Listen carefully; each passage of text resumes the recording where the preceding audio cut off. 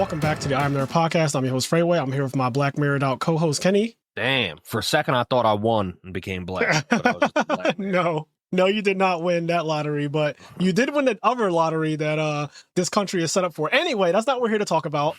So today we're going to be covering episodes, 4, 5, and 6 of Black Mirror Season 7? Yes. I believe that is correct. We covered the first 3, and 2 of them were amazing. The third one was kind of whatever. I do feel the same way about the second half. 2 of them were amazing, like really, really good. 2 of the best episodes of Black Mirror, like probably 2. They might be in my top 10, top 15, because there's a lot of episodes. I think they might be I would say top 10. Eulogy and USS Callister Part 2 are both phenomenal episodes. Eulogy is insane to me. The acting, specifically the acting, because that guy, I don't know the name of that actor, but he's amazing. Oh my god. What's his name? I know his name. I'm so mad right now because Paul Giamatti. Oh, thank you so much. I'm Googling it. Paul Giamatti is a fucking, bro. He's a legend. Bro. He's so insane. That episode, his acting was the exact opposite of Issa Rae's acting in episode 3. Yeah. You know what's crazy about that episode though is I think the episode's good. I think it's a really good episode. I think it's really cool, but I also feel like had it been a different actor, had it been a worse actor, that episode would have been mid. I think so makes too. Sense. Like I think the concept of the episode was cool, but it wasn't like anything crazy. And I kind of predicted it too. We could talk about that later, but it was predictable. Yeah, but like the point is his acting, it goes to show kind of what the difference, like how much a difference a good actor makes. Because had you gotten like a different actor in there, that episode would have been like, eh. But he like elevated it. Yo, like, oh shit. And you're if there's an Oscar to win for, I guess, an Emmy or something, he deserves an Emmy for that episode. I swear on I don't know if Black Mirror has ever been nominated, but like if you can win an Emmy for Black Mirror, that episode Eulogy, I think that he literally deserves it. From start to finish, he played that character so fucking well. Okay, so I don't want to go in order because I actually was thinking about this. I was going to come in here and rant about episode 6 because somebody in episode 6 acted a white fucking fool, and I was going to address them. Like, they acted an absolute white fucking fool episode 6, and I got some things to say about him, but we're not there yet. I want to give praise before I tear into somebody. Wait, I thought you said you liked episode 6. I do. No, episode 6 is great. And even the person who acted a white fucking fool, even he did carry. He carried. Don't get me wrong, but he acted the fucking fool, Kenny. He acted the fucking fool, and I have to address it. And I was going to come in here and start off with that, but I want to go back to praising Paul Giamatti first and talking about I want to talk about Eulogy because I think episode 4 was the weakest out of the 3. Episode 4 was called Playthings. We can cover that like later on in this episode, but I do want to start with Eulogy because it's the episode that I remember the most fondly, even though I watched them in order, but I just remember Eulogy so much. It left a lasting impression on me. So Eulogy's concept is very simple. Somebody died, and when this person died, there was basically an envelope that got sent out to a bunch of people to get memories of that person's life for their eulogy. Like, they're dead, and so they reached out to like people who were past lovers, past friends, past coworkers, etc., right? People who had a memory with this person so that they can extract the memories onto this little white disc thing that goes on your temple on your head. They want to extract the memories, and then that's going to be a part of the actual eulogy for this person's going away, right? They're transitioning, their funeral, whatever you want to call it. I know everyone calls it something different, but this person has transitioned, they have died, they've passed on. And so eulogy is that's the concept. And so in this world, the technology is like, there's this, we are to understand that it's AI technology, that there's like this assistant, this girl who's talking to all the people. She's like, hey, I'm here to get your memories for this eulogy. Did you know this person named Carol? And the main character's old. He's definitely in his 60s, maybe like late 50s. He's an older guy, very clearly older guy, gray hair all around. He has a big gut, but he has the gut that you could tell it's just like the old man gut, you know? Yeah. He has the old man gut. You don't got time to move around anymore. You know, he eats and sleeps, and then the calories just kind of stack on. Yes. Another thing to note is that he is alone. He does not have a spouse. He does not appear to have any children or anything like that. So he is living completely alone. And you kind of get right away that he's a bit crotchety. And this is where the acting comes in. He's crotchety as shit. He's like oolong. He is. He's very crotchety. He reminds me of, God, what's the name of the prime minister the prime minister in The Crown, he's also the greatest prime minister, I think. Well, one of the perceived, let me see, prime ministers, England. Let's see, what's his name? If we go all the way back. So there's Harold Wilson, it's before him. Winston Churchill. Winston Churchill is a famous prime minister, like one of the most renowned. He actually was prime minister twice of the UK. And in the show The Crown, which is one of the best shows ever, if you haven't seen The Crown, you should definitely watch that as well. But the guy who plays him, let me just type that in too. Hold on. He is played by John Lithgow. John Lithgow makes Winston Churchill look like the most broken fucking prime minister of all time. Like in that show, his acting is so amazing, but he's very crotchety. He's very like mean and crass, and he's very shrewd. And so the main character, Paul Giamatti's character, who's playing in this episode Eulogy, he's the same way. Immediately when the assistant comes out and it's like, hey, I'm going through this intro real quick. So here's what we're going to be doing. He's like, can we just get past all of this and tell me exactly what you need? Yeah. He's like, skip the bullshit, skip the tutorial. I don't care about any of that. Let's just get to the point. Yep. And she's like, okay, well, why don't you just put me on your head, put me on your temple, and we can start. And I'm going to need you to get 3 or more photographs, like any kind of photographs that you have, so you can remember Carol, who has passed away. Now, a couple things to note. When they introduce it, they say that Carol has a daughter, and Carol's daughter is the one who's kind of orchestrating this whole thing. So, like, she's the one who sent me to you, basically. She's been sending out all the invitations to get these memories. At first, he doesn't recognize this person. He's just like, I don't know anybody with that name. And it's because she changed her last name because I assume she got married, right? That's like... Yeah. So he's like, I don't know anybody with that name. And then when she says the original name of the person, like their birth certificate name, he's like, oh, I do know who that is. But he's very sour when she like says the name and he realizes who she's talking about, who's passed away. He's very sour about it. He's not happy to hear that name. So clearly there's some kind of sore spot when he hears the name Carol, whatever her last name is. But yeah, it's prefaced with she has a daughter. Her daughter's the one who sent out all these invitations, and they're just trying to get memories. So at first she's like, why don't you just think about her, remember her face, remember a fond memory, and then we can just go from there. And he's like, well, I don't really have like a way to do that. Like my brain, I've moved past that. Me and Carol did not have the best relationship. And so the AI assistant is like, okay, cool. We have processes that we can do to rejog your memory. If you could go grab some photographs of Carol, we can actually use those to rejog your memory. So he goes into his attic out in the shed. He has a shed attached to his house. He goes out, he grabs an old box, he comes back in, pulls out 3 photos. The AI assistant is like, oh, we can actually do up to 1,000. We recommend 6 to 1,000. He's like, I got you 3. I got you 3. We have 3. By the way, and then the AI assistant looks at him and goes, her face isn't in any of these.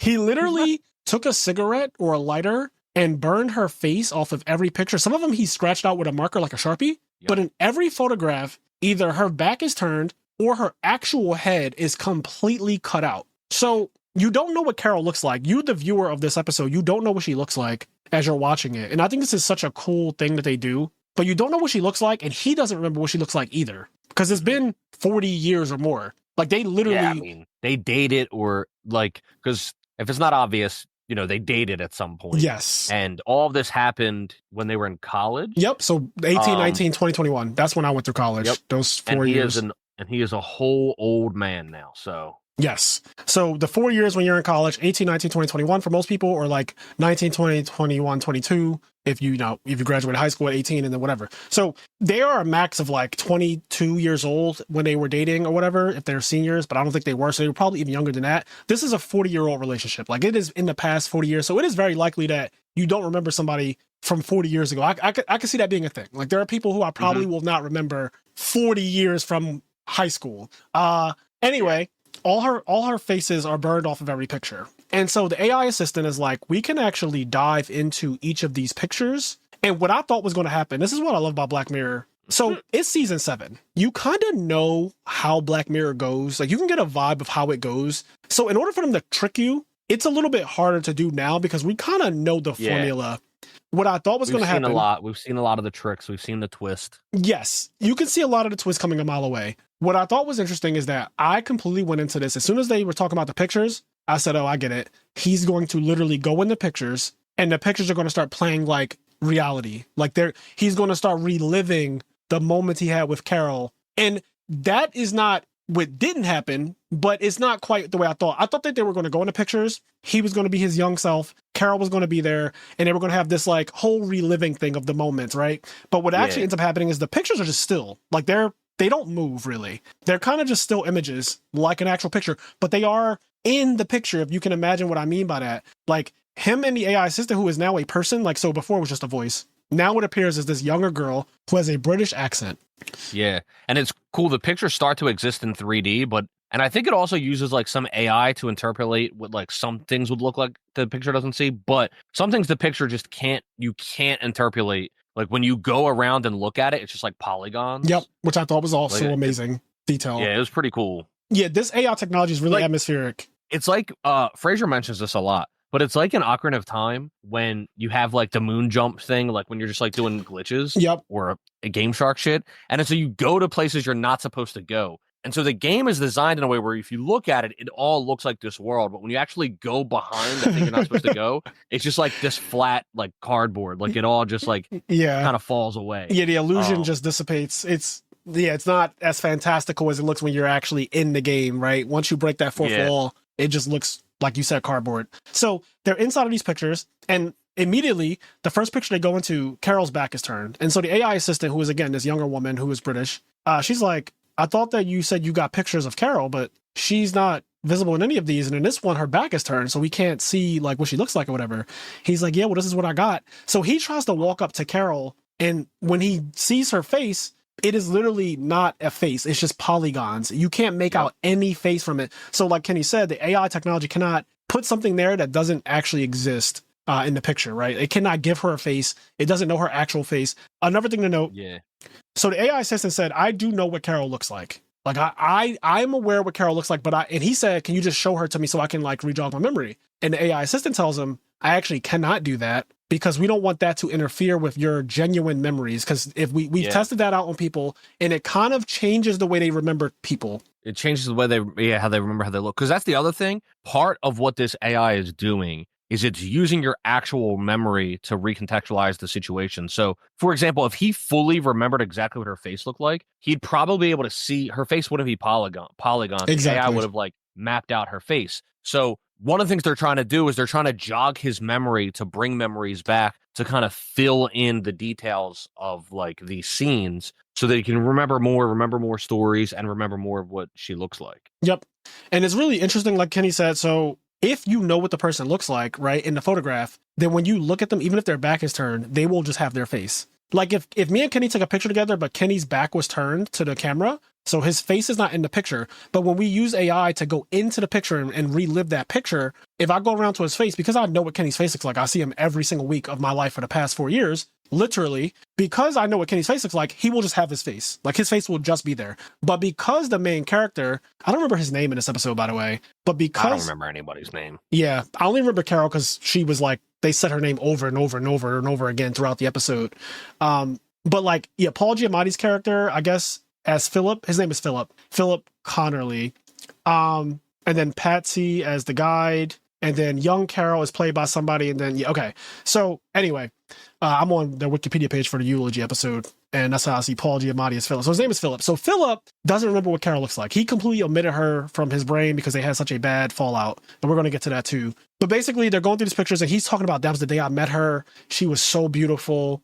I didn't know what to say. I was so nervous. And you could tell he's talking about this in a way. Now it's fond memories of when it started, the honeymoon phase, if you will, right? Yeah.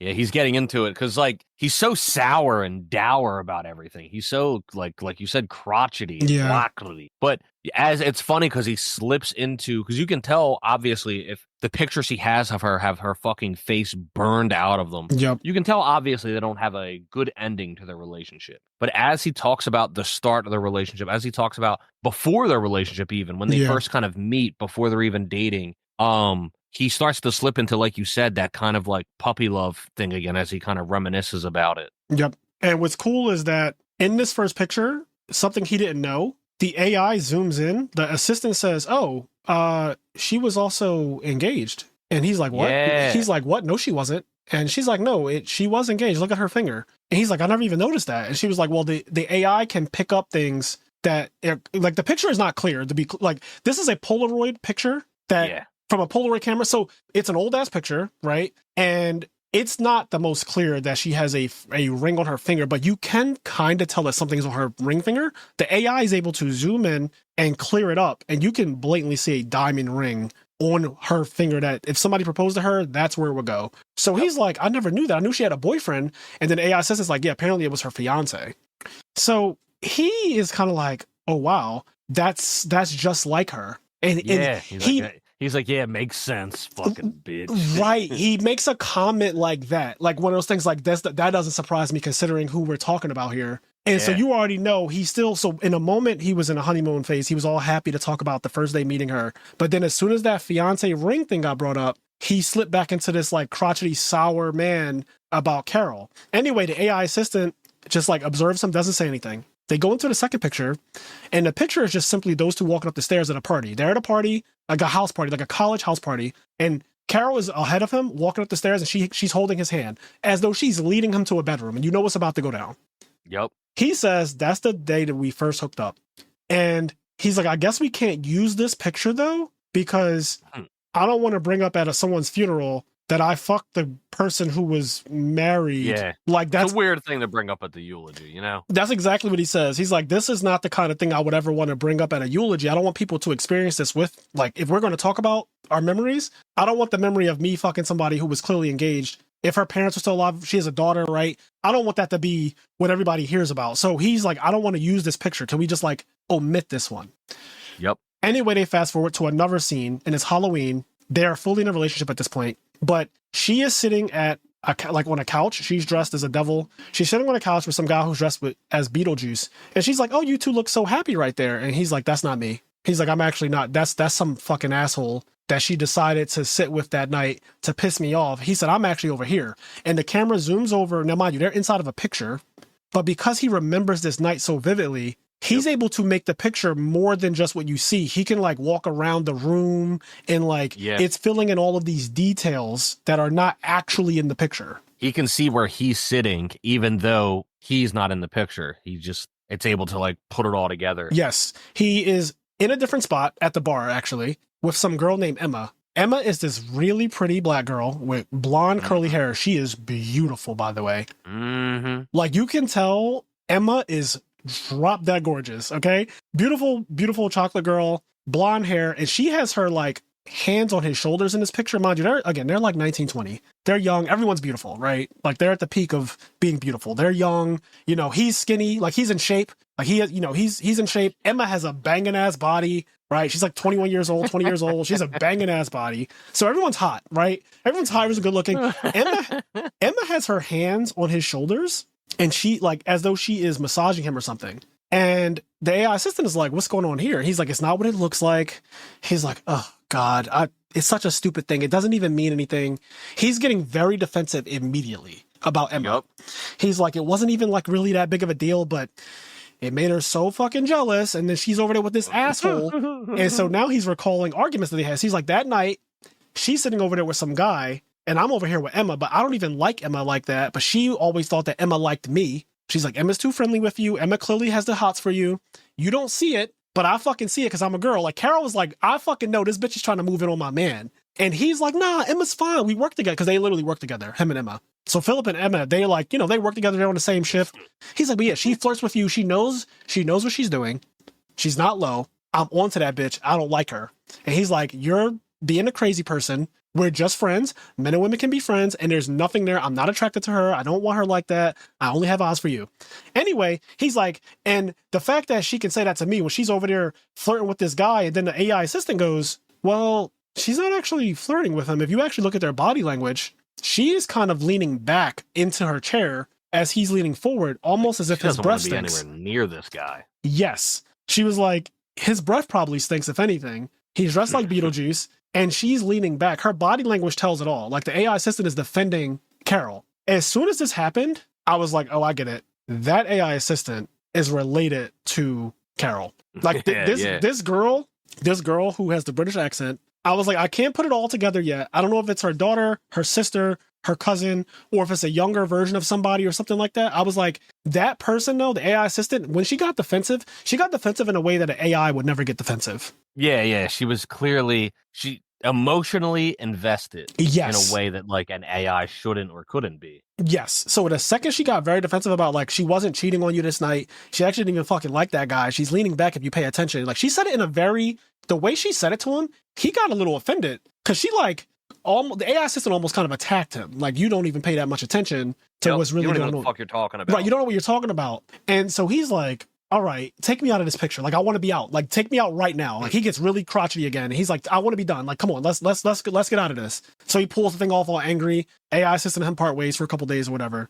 And then they kind of get back into it. When they get back into it, they start talking more. No, they don't go into pictures, but they start talking about what really was the issue with their relationship, where things all went wrong. So Emma and him were in a band, and there was this one guy who was like the lead singer. Emma was playing the cello, but then Philip, the main character of this episode, like wanted her to change her instrument to something else. The AI assistant is like, you never realized that maybe she wanted to keep playing the cello. Maybe the cello meant a lot more to her than you thought. And he's like, nah, but she was so good at this other instrument. Like she was so good at bass. And the AI assistant's like, yeah, but maybe the cello meant the world to her. And so he just kind of like one of the things you notice about him, and this is what's so good about Paul's acting, he does not really take accountability for anything.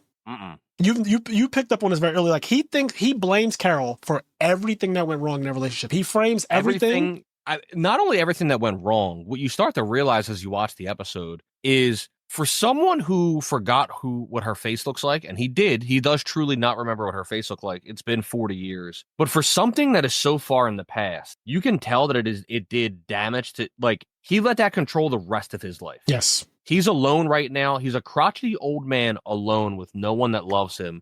And the reason why is because 40 years ago, he had this horrible breakup and this horrible relationship. And in that relationship, the relationship itself wasn't even horrible, as you find out. It's more so there was a lot of miscommunication. Yes. And a lot of like not taking accountability for certain things, or just like, in addition to not taking accountability, like putting all of the blame on someone else. Yep. Like I said, miscommunication. And then he let that control the rest of his life, never taking accountability for it. It was never his fault. Yeah. And he probably did that in other areas of his life. Things probably went wrong, and he never took it upon himself to take accountability and grow and learn from it. It was always somebody else's fault. I'm also sure you picked up on this. He has a drinking problem. Oh, yeah. There's a subtle, this is what I love about subtlety. God, this show does a lot of showing you without telling you. There's a part where they talk about alcohol, and he's like, she would have told me to put the bottle down for once. And like, that's you hear him say something like that in the first 5 minutes. And it's just kind of like a little thing, right? Because they're at a college party though, right? They're at a college party. He's drinking, obviously. That's what you do at college parties. That's what people do. But he makes a comment about drinking. And it happened so quick, and it was just like something that they passed over. But I kept it in the back of my head. And this is going to come up again because remember, she's in this band with him, right? They're in a band together, and there's this lead singer. This lead singer is basically the Beyonce of the group, and he literally does the Michael Jackson Beyonce thing. He leaves Destiny's Child. He leaves the Jackson 5. He goes solo. Paul is bitter about this. He's like, that guy thought he was fucking God. And then the AI assistant is like, let me guess. He actually did make it big though, didn't he? And he's like, yeah, he kind of did make it big. So he's just like so mad at everybody. Like he's just a hater basically. Like he's a hater. The guy became Paul McCartney, and he is not fucking happy about it. Like he is not. He's the biggest hater. He's fucking Kendrick Lamar. I'm the biggest hater. I hate the way that you talk, the way that you walk. I hate the way that you dress. Like he's the biggest. So anyway, he lives that. He literally lives that. So he's a big hater of the guy who was in the band. But this isn't that important. There seemed to be some allusion to maybe Carol and the lead singer, but I thought that's where it was going to go. Again, they surprised me. That's not where it went. There was actually not much going on. He just thought the guy was an asshole because the guy was just full of himself. Mm-hmm. But the guy was actually talented and was right. And his career thrived after he left the band. So it's like, you can't really fault him for following his dreams. He became a solo artist and blew up. We don't know who he actually is in real life. They didn't go into that. But the guy ended up leaving the band and he blew up. Okay. So anyway, Carol ends up getting a deal to go overseas to the UK to play in Phantom of the Opera, to play the cello in Phantom of the Opera. She gets the opportunity to leave the country and go abroad and be part of an orchestra. She's not on this main stage. She's actually in a pit, one of the just side pit. You don't even see her. If you go to the play, if you go to Phantom of the Opera, you don't literally see her if you go. You can only see her from a side door after the show is over, when it's all done, because she's in a pit and it's just you don't really see those people. He thinks that it was just a waste, right? He's like, didn't really mean anything. She just kind of was like just one of the people in the pit that you couldn't even see. Like even when you go to it, he was very bitter about that. He downplayed. This is him downplaying the cello thing again, by the way. Yep. This is also him downplaying how much it meant to her. If she was willing to go overseas to pursue this, clearly it meant more to her than you realized. And the AI assistant tried to allude to that earlier, but he wasn't hearing it. So that was an argument for them that she was going to go overseas. That was like a big point of contention. He was mad about that. But she goes over there. And when she goes over there, at first they're writing to each other every week. Like Carol's writing him every week, telling him how things are going. It starts to slow down a little bit, like all things do, but she's writing him every week. And then he says, everything went to shit one day when she decided to call. And I was drunk. Here goes the drinking problem again. He was super fucking drunk. And they have this picture. So he's back in the picture box. It's a picture of him on a bed, sprawled out with a bottle in his hand, like a bottle of alcohol. And the AI assistant goes, who took this picture? Because like clearly someone took this picture, but like, who is it? And he says, oh God. He's like, this was the one night that just everything hit the fan because, and now they're inside the picture. They zoom out and fucking Emma, the girl who he said, don't be worried about her, right? He told Carol, you don't have to worry about Emma. Emma is in his bedroom while he's drunk on the bed. His shirt's all up, his underwear is showing. He's got the bottle of alcohol in his hand. He's clearly having a great time, right? He's living his life. They zoom out and Emma is holding the camera. So it's just him and Emma in a bedroom, in his bedroom. And the AI assistant's looking at him. He's like, don't look at me like that. So he like immediately like, don't look at me like that. You're looking at me just like she looked at me, which is important. He's like, that's the same type of look that she gave me. Which is so, I love the writing. So Emma and him, he's like, I'll explain. Me and Emma, we got drunk, just a random night. And of all the nights, he said Carol never called. She would write every week, but she never called. On this random night, she decides to call my phone. And they zoom over to the phone. It's a landline phone, so it's like super old, right? They zoom over to the phone, and he said, but I didn't answer it. Emma answered the phone. Why did she answer it? I don't fucking know. And then the AI assistant says, causing mischief. So the AI assistant, when she says that, it's like an emotional attachment to Carol's side. Like the way she says causing mischief, you could tell she's a little annoyed with Emma too. Anyway, he's like, for whatever reason, Emma answered the phone that day and Carol went off. Huge argument. I told you that bitch was trying to move in on you. You can have her. I hope y'all have a fucking great life. Fuck you. Your dick is trash.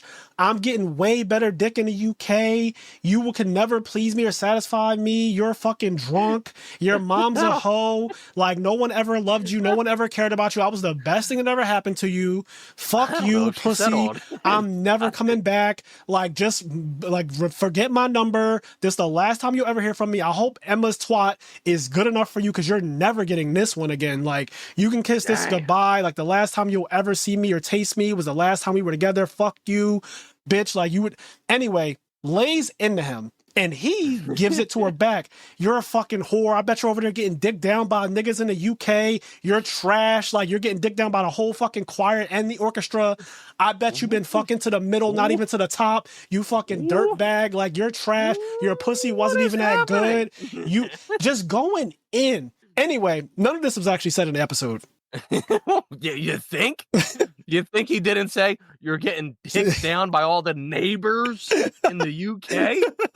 None of that was said. What was said, he said we said some really ugly things to each other. He said we said things that were as ugly as it can get. And I mean really ugly. And they zoom in on his face when he says that. He goes somewhere else. Like he's looking away. You know how people just start to like look in the distance? When he says, we said some really ugly things. Vitriol, just pure venomous. Really ugly. So I inserted that whole dialogue that whole exchange. I made that up. But when he said really ugly, I think that's what they were saying to each other. Anyway, so that was kind of like what we thought was going to be the end of their relationship, but it actually isn't. He had planned to go visit her in the UK. He had already booked his ticket months ago. It was super expensive. He didn't even have the money for it really, but he busted his ass to make this happen. He arrives in the UK. He's like, fuck it, I'm gonna go get my girl back. Cause like, she thinks I'm with Emma. By the way, obviously, the AI assistant asked him blatantly, did you and Emma? And he's like, yes, we hooked up. It didn't mean anything. It was a one-time thing. It was fucking stupid. It would have been nothing, and we wouldn't even have talked about it if Emma didn't even answer the phone. But yes, me and Emma did in fact have sex that night, and we were drunk. And like, so to just confirm, because he wasn't taking accountability until the AI assistant had to blatantly get it out of him. Like, did you end up fucking Emma though? Because that's what she thought was going to happen, and you tried to play it down the whole time. You fucking end up having sex with that girl. Like, she was worried about the right thing, right? He flies over to the UK. He gets this fancy reservation at a restaurant that he saw on the airplane. Like, he was looking at one of those brochures that you see on airplanes, and he saw this beautiful fancy restaurant. Again, he doesn't have really the money to afford this kind of thing, but he's like, fuck it, I'll spend my last because it's for her. He brings up that I booked this reservation because nobody really knew what I was prepared to do that night. And so he said that, obviously you're thinking, oh God, he's going to propose to her. Well, she shows up and she seems really nervous. They haven't seen each other in a while, right? It's been a very long time. It's been like 6 months or something, and they haven't seen each other. And he explains how, like, yeah, she put on a little bit of weight, and she seemed to be more concerned about her physical appearance. Like, she seemed to be very, very concerned about her physical appearance. He's like, anyway, I was so fucking nervous because I was ready to propose, so I had ordered a bottle of wine. I offered the bottle of wine to Carol, but she rejected it. And he was like, that was strange because Carol wasn't the type to really reject a bottle of wine, but I tried to get her an expensive bottle of wine. He started to get mad, like, this bitch wouldn't even drink a glass of wine with me. Yes. So this is going back to him thinking everything's about him, and he can't see things from another perspective. So he's super mad, and he's like, she wouldn't even drink the wine. I paid so much for that wine. I traveled all this way, and she couldn't even have one glass of wine with, like, on a special occasion, we should be able to enjoy this together, is how he felt. And she's rejecting it. He's like, she refused to drink. I don't know what the fuck was going on, but she refused to drink. Now, at this point, I'm like, well, clearly she's fucking pregnant. Like, it's not even up for, like, as soon as you watch this episode, you just know, like, oh God, she didn't want to have a drink. Clearly she was pregnant. He, in this moment though, still doesn't realize that. Like, when he's recalling the story, he still has no idea that, like, when he saw Carol this day, and this is the last day he saw her, she was pregnant. Anyway, so she rejects the wine. He then, after the liquid courage kicks in, decides that he's going to propose. Gets on one knee, proposes. Carol walks out of the fucking restaurant. She's like, I'm sorry, I just can't do this right now. And she just leaves. She literally leaves him. And he said, everyone in a restaurant was staring at me. Yep. And he felt like shit. He felt that shame. And he's already a guy that doesn't take accountability. He's already a guy that everything's everybody else's fault. So now he's sitting there and he feels this intense shame. Yes. He said, going out on a leg and everybody's looking at him and he's just like, this fucking bitch. Yep. That's exactly how he feels too. He feels like everything is her. She must have a new boyfriend or something. So he's super mad about it. He said, everyone can smell just the embarrassment. Like, I stink of embarrassment is what he said, I think. Something like that. He's like, I just stink of humiliation and embarrassment. And everyone's looking at me. He said, I stayed there actually, and I finished that fucking bottle of wine. So now he got drunk. Because you drank an entire bottle of wine by yourself. He got drunk, and he said, I went back, and they have a picture. There's another picture here. They go inside this picture, and it's a hotel room, and it is fucking trashed. Like, I'm talking about if they charged him for incidentals, thousands of dollars. Like, he trashed this fucking hotel room, bro, in the UK. So again, he's in the UK. He came to visit her. They see each other at a restaurant. She storms out when he proposes. Never see each other again. Fast forward 40 years. Here we are. So he's talking about this whole night, and the AI assistant's like, wait, what happened here? Like, you trashed the room and then you just went home. He's like, yeah, I just left. And she's like, what's that note on the ground in the hotel room in this picture? I can see like a little note that says Philly on it. He's like, what are you talking about?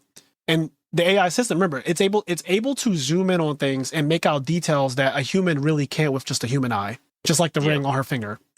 So it zooms in and there's a note blatantly in the hotel room on the floor and it says Philly. He said, oh, that's what she used to call me. My nickname was Philly. He's like, but I don't remember a note. Like, there was no note. And she's like, it's right there. Like, it's blatantly right there in the hotel room. So the AI assistant goes, well, what did you do to the hotel room? Like, did you leave all that shit there? He's like, no, I packed everything up into my briefcase, like my suitcase. I packed everything up and I just left. Like, I packed everything up. He's like, I just threw shit. I just threw everything in the fucking suitcase. I didn't really like think about it. I was drunk. I was fucking a full bottle of wine. Like, I was drunk.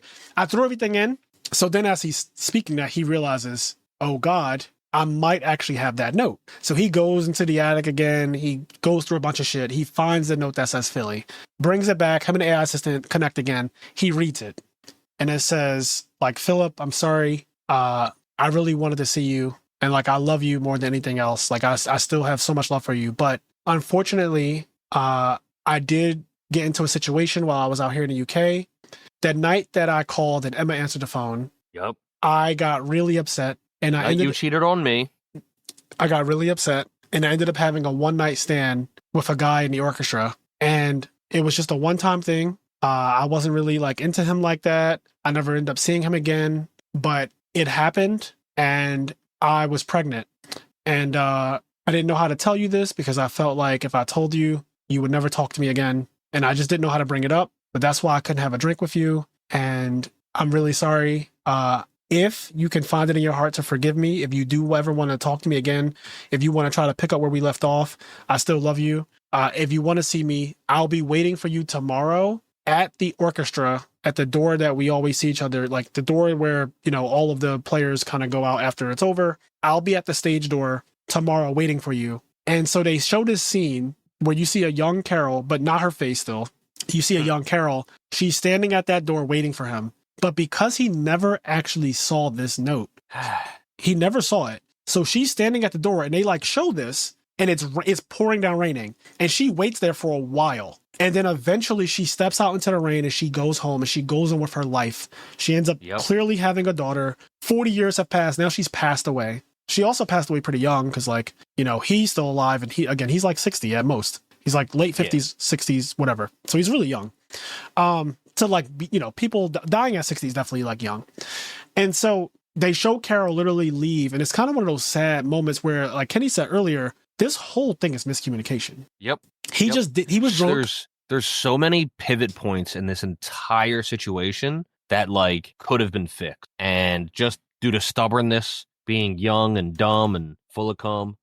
And literally so much so that it becomes a baby. And just miscommunication and stubbornness. Like they never get it figured out. Like if he wasn't so fucking drunk, they never saw the note. Kenny, your volume went down tremendously. I did it. Yeah, I think maybe because now it's way better. I think it might have just because you were like facing away from your mic or something. Yeah, but so they were just stupid kids. Like literally 20 years old. He got drunk. Like imagine how crazy it is because it's been 40 years. Like it's amazing to me that he didn't see the note the day it happened. He left her hanging the day after. It's crazy to me that he didn't find that note at any time in his life thereafter. Like he really pushed everything about her away. Like I guess he packed up that suitcase and like never fucking opened. He was like, "Fuck this shit." So you're rejogging my memory now because I just saw it recently. I know you saw this episode like probably a month or two ago at this point. It's been a little bit. The note was actually inside of a book. He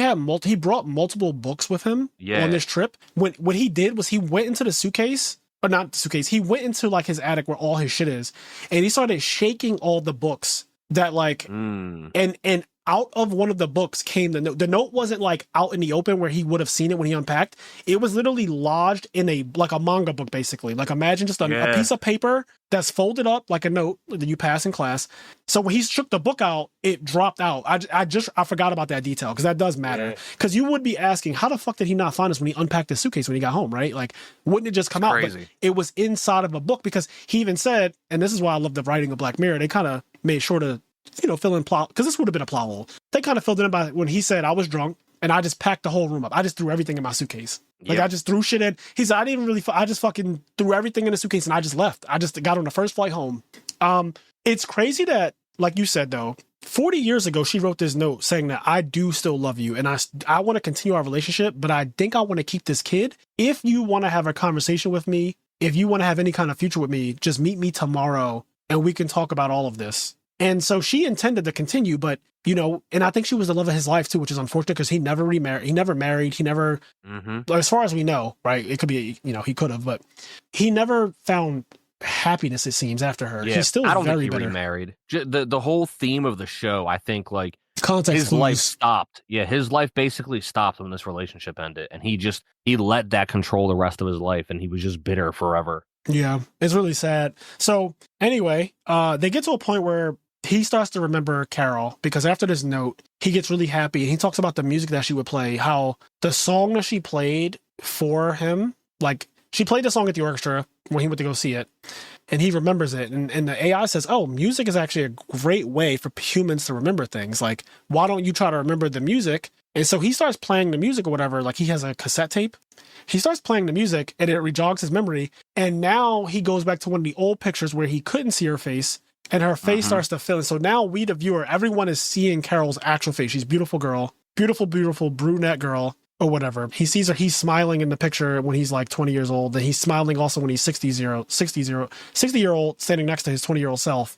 So he remembers finally after everything because she's playing the cello. Yeah, in the picture, it's a cool picture because when you first see this picture, I think the AI asks, like, this is just a picture of you. Because it's literally him standing in a doorway, like looking into a room. Yeah. And she's in that room playing the cello, and he's like listening to her and watching her play the cello. And then so when all of the memories and all of this happens, all the memories have been rejogged. And then when he hears the music that really helps jog his memory even more, we get to go into that picture, like we said earlier, and how it can reconstruct things if you remember it. And then, we go into the room and then we actually see her playing the cello. Yep. It is really, really, really cool. Like the way they recontextualize everything, the way they fill in blanks that weren't actually in the picture. I think that's such a cool concept. I like it a bit more than what I thought was going to happen. Like I said at the beginning, I thought he was literally going to just be reliving these. Like we were just going to see it like a movie. Like he relives his 20-year-old life in the like they go in the picture and somehow he's literally at the party again. He's like, oh, like dancing and shit. It's like, I thought that's what it was going to be. And it wasn't that, because it would be kind of ridiculous if AI could do that anyway. Right.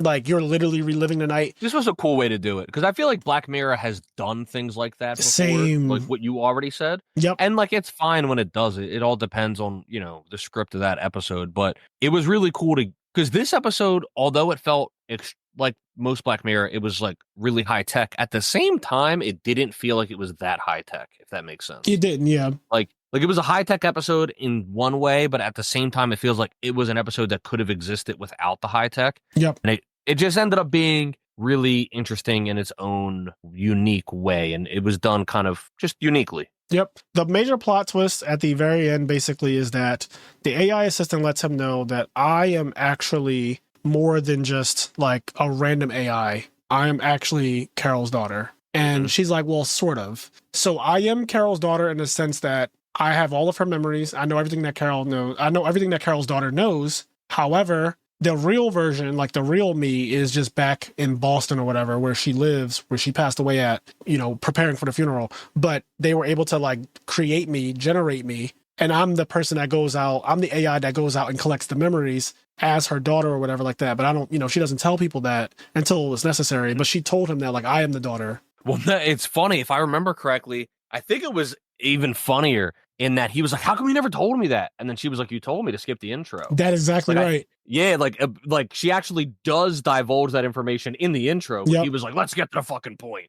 So like this whole process could have been a lot easier. Yep. And what's also cool, the AI assistant has a British accent, like a very, very heavy British accent, which at first when you first hear it, it's like, okay, it has a British accent. So does my Siri on my fucking iPhone. My Siri has a British accent. So it's like, okay, cool. Not a big deal. And I think the Black Mirror did this on purpose. I was like, oh, British accent, AI assistant, they go hand in hand. That's just kind of what the chosen voices for AI assistants. But then when you think about it, Carol left to go to the UK to be in the orchestra. She got pregnant by a guy in the orchestra who clearly was like British. And she stayed over there for a very long time. So her daughter ended up developing, going to school and stuff. Her daughter ended up developing a fucking British accent. Yep. Which is like so dope that it makes sense that the daughter, you wouldn't put together that was Carol's daughter that well, because Carol is just an American. Like Carol was not British. They would have brought that up. So you're like, oh, Carol was American. This girl who's talking, the AI assistant, can be her daughter. But like something is weird because why is she so emotionally attached to Carol? Why is she trying to defend her? And then come to find out it is her daughter. And the reason why she's British is because her dad her dad is some one night stand British guy, and Carol stayed over there for a while. So the little girl grew up British. Like that's kind of how it happened. It's really cool. It is. He ends up going to the funeral. This was kind of creepy. So Philip ends up going to the funeral at the end of the episode. He walks in and like you hear the cello being played, and they kind of zoom the camera over everyone, and everyone has on the exact same little white disc thing that he put on his temple to like interact with the pictures and interact with the AI assistant. Everyone is kind of in this vegetative state almost, staring up into the ceiling, and they all have the same thing on that he had on to get the memories out. And then they zoom over the whole group of people at the funeral, and then they see the person playing the cello, and it's the AI assistant in real life. It's the daughter, and she's playing the cello. And then it just kind of ends the episode there. But it looked creepy as shit seeing all of those people with those chips on their head. And they were like, I don't know, they had white eyes. It just was weird. It's the Black Mirror classic, man. Like, they love putting like a bunch, like, because, you know, I feel like part of like the message of Black Mirror or whatever is kind of like the danger of technology in a way. And they do that a lot, where you get like the white eyes and like putting something on your temple and then being zoned out. So like, and it is creepy when you see just a mass of people just like zoned out, like in a fucking vegetative state, basically watching like this weird techno thing. I will say, like I said, I enjoyed this episode a lot, and it, in terms of themes that this episode tackles on, I think miscommunication is one of them. Accountability is another one. Young love is another one. And just to like not spend, we already spent like 50 minutes on it, but I did want to kind of talk about some of this stuff, because I like so many things about the concepts they introduce. Like, people oftentimes don't take accountability for failed relationships. You hear it all the time from your friends, especially like your friends. You know, if you're best friends with somebody, you will take their side in almost every scenario. If you're like really tight like that, like usually you'll take their side. And then maybe in private, you might say to them like, yo, you were in the wrong here. Like, you usually try not to reprimand your friend in public, but you get to say like, you were in the wrong. I still backed you because you're my friend, and it's fuck her to the day I die. Cause you know, you're my man's, but you did do wrong by her. Like, you threw the first stone. But you know what else is even more fucked up? And I think this goes exactly to what you're saying in terms of, I feel like there's a lot of times where you never even hear. So basically, the way you hear the story, it's always her fault or his fault. Yes. You never even, and then you go, well, what did she do? What did he do? And they're like, no, she just fucking, for no fucking reason. I just came home. I worked 72 hours, 3 days. I just came home. I was tired. And as soon as I walked in the door, all I said, I swear to God, you know me. All I said was, honey, I love you so much. Yep. I just want to take a shower first. And then she just started flipping the fuck out. Thinking that I had sex with somebody and I wanted to shower. I didn't do nothing else. I swear to God. And then it's like, it's always that, like, you hear such a stilted version of the story. Yep, no, that's true. Nobody takes accountability. They tell you like some bullshit version of the story. Either they know they're lying, or sometimes they convince themselves that, no, this is what happened. I'm not lying. Like, they frame it. They frame it to be the victim in the situation. Yeah, everybody's always the victim. Because then if you go hear her story, she's the victim. And, you know, sometimes one person really is the victim. Most times in relationships, you guys both fucked up somewhere. Yep. Absolutely. I love that. So it does tackle that. Like, it tackles young love, which is young love is uncontrollable. I think most of us have experienced it. You know, when you're in your teenage years and your early 20s, like, you fall for someone or you like someone, and that honeymoon phase does feel amazing. You can even see it in Philip's face when he remembers those pictures when he first met Carol, when he slept with Carol the first time and all that stuff. Like, he, even in his crotchety state, starts to smile and starts to have this feeling of joy that comes over him, like this euphoria that comes over him. And then as soon as he gets broken out of that fantasy, that honeymoon part of it, he's angry again, thinking about how it ended. But that's how real life is. And I think that this episode is very grounded. Like Kenny said, the technology does not interfere too much with this episode. Some of the episodes is a little bit too out there. And that's kind of how I feel about episode 4. It's a little too much. But episode 5, Eulogy, I think is like probably top 10 for me, because of mainly the acting. I think it's just so outrageously good. Like, the way he carries it, the way Paul carries it is just, I cannot stress enough, guys. If you haven't seen this episode yet, or if you have seen it, you probably understand what I mean. Him being a drunkard, the subtle rage that he has, because he has like rage, but he doesn't think he's wrong, but he raises his voice. He starts yelling and shit. Yeah, he's so good. He makes me want to go back, because it's been a long time. I don't know if you've ever seen Billion. No, I haven't. It's a really good show. I heard that show's Showtime. Good. I only saw the first 2 or 3 seasons. I think there's like 7. I don't know, but I only saw the first 2 or 3 seasons, and then I lost Showtime, and I never went back to it, and I didn't torrent it. I'll get around to doing that. But this episode made me want to go back and like watch that again, because Billions was a fucking phenomenal show, and Paul Giamatti is like, I want to say he's essentially the lead character. There's like 2 lead characters. Yeah. Like, the story follows like 2 people. He is like a district attorney or something. Like, he is with the government. He works for like the courts or whatever. Right. And then the other main character is like a Wall Street billionaire that they think is like doing insider trading. And so he's trying to catch him. But Paul Giamatti is fucking incredible in that. that shit. He really is an amazing actor. And everything he's in. What I was going to say is I've been seeing him since I was a little boy and movies and shows and stuff. And I think it's so cool that now that I'm in my 30s, watching him grow, I think that his acting has improved significantly with time, as it should, right? Like, I never thought his acting was bad. But when I watched this episode of Black Mirror, I was so impressed that I was like, damn, it's crazy how someone can just work at their craft. And now he's actually an old man. Like in real life, he's old. Like they didn't have to really like super age him. He's an old guy now. Like if me and Kenny are in our 30s, he has to actually be like 60 years old or some shit. So he is actually an old man now. But I was thinking about like, he didn't deteriorate in his skill. Like his skill is so refined. And it's these subtle things that he does, bro. It's the subtle facial expressions he makes. He's like, just like, it sounds like something she would do. It's the way he says it, the way he looks when he says it. It's the way he says, yeah, she probably would have wanted me to put the bottle down or whatever. Like, just so many little things. He's like, get me out of here. I want to be done with this. Get me out of this picture. Like, just the anger that he thinks isn't really a big deal. But like, bro, that's off-putting to people. You flaring up like that and getting loud, raising your voice as a man like that to a woman. Because he's talking to this assistant. The assistant looks like a young 20-year-old girl. Yeah. And he starts yelling at her. Yeah, it's so well done. Anyway, we could move on from that, spent the full hour on that episode. I think that episode was fantastic. I want to talk about USS Callister now, which is the sequel. It's called Into Infinity.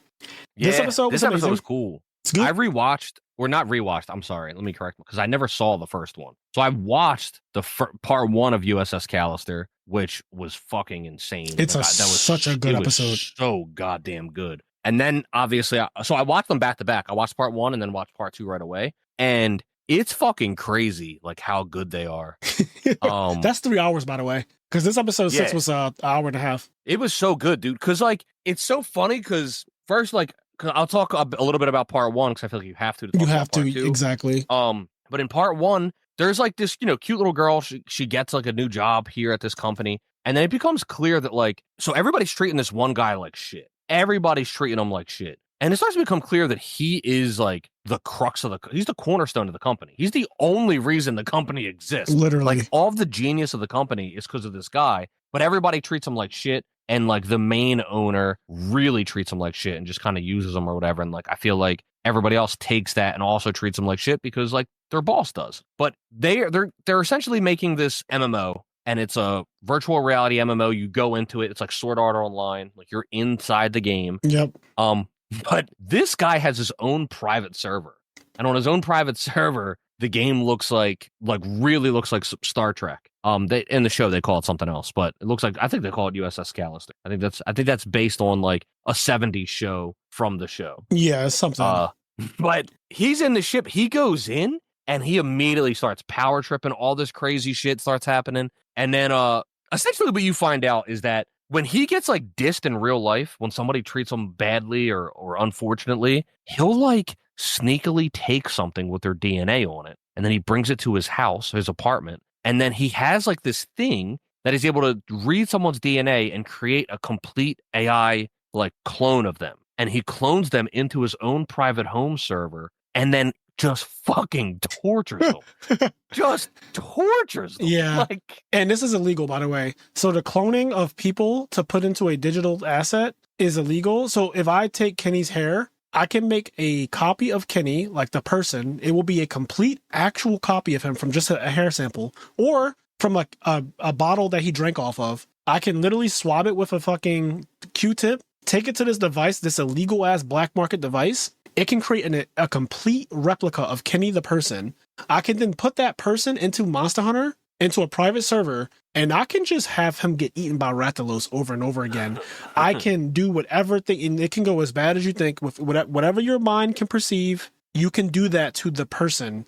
And it's super legal in this world, in this episode of Black Mirror. It's super legal. It's been like outlawed as a thing that's inhumane to do. Because like, again, you can also clone like children, which does come up. Yeah, you can clone someone. Does come up.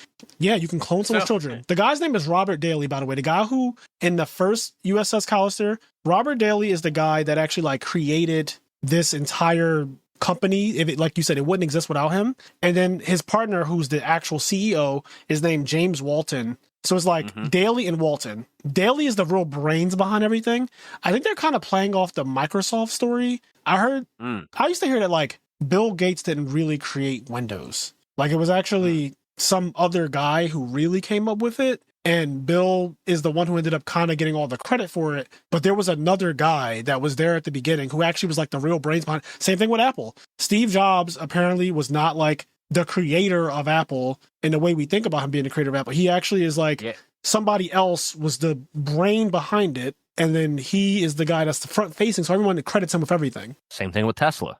Elon Musk did not make Tesla. It was made by two other guys. Elon Musk just bought his way in and bought his way to the top and forced the other guys out and like used his money to make himself the face of Tesla to the point where everybody thinks he created Tesla. That's crazy. Something you're going to notice about a lot of billionaires, and they always talk about how hard they worked and everything they didn't. They just happened to have money. Yep. And they were to buy themselves into a position to steal someone else's work. They don't work that fucking hard. They just use money to steal. They definitely don't work as hard as they are paid either. Like if we're talking about equitable exchange, you can't convince me that the work you do and the work I do, yours is worth literally billions times my work. Yeah, it's crazy. Like there's no fucking thing that you're doing that is worth literally billions times my work. Usually billionaires exploit other people in order to get to that position. And you can see this throughout literally just pick at any billionaire. Just look at fucking any billionaire. They always I promise you there's an exploit somewhere.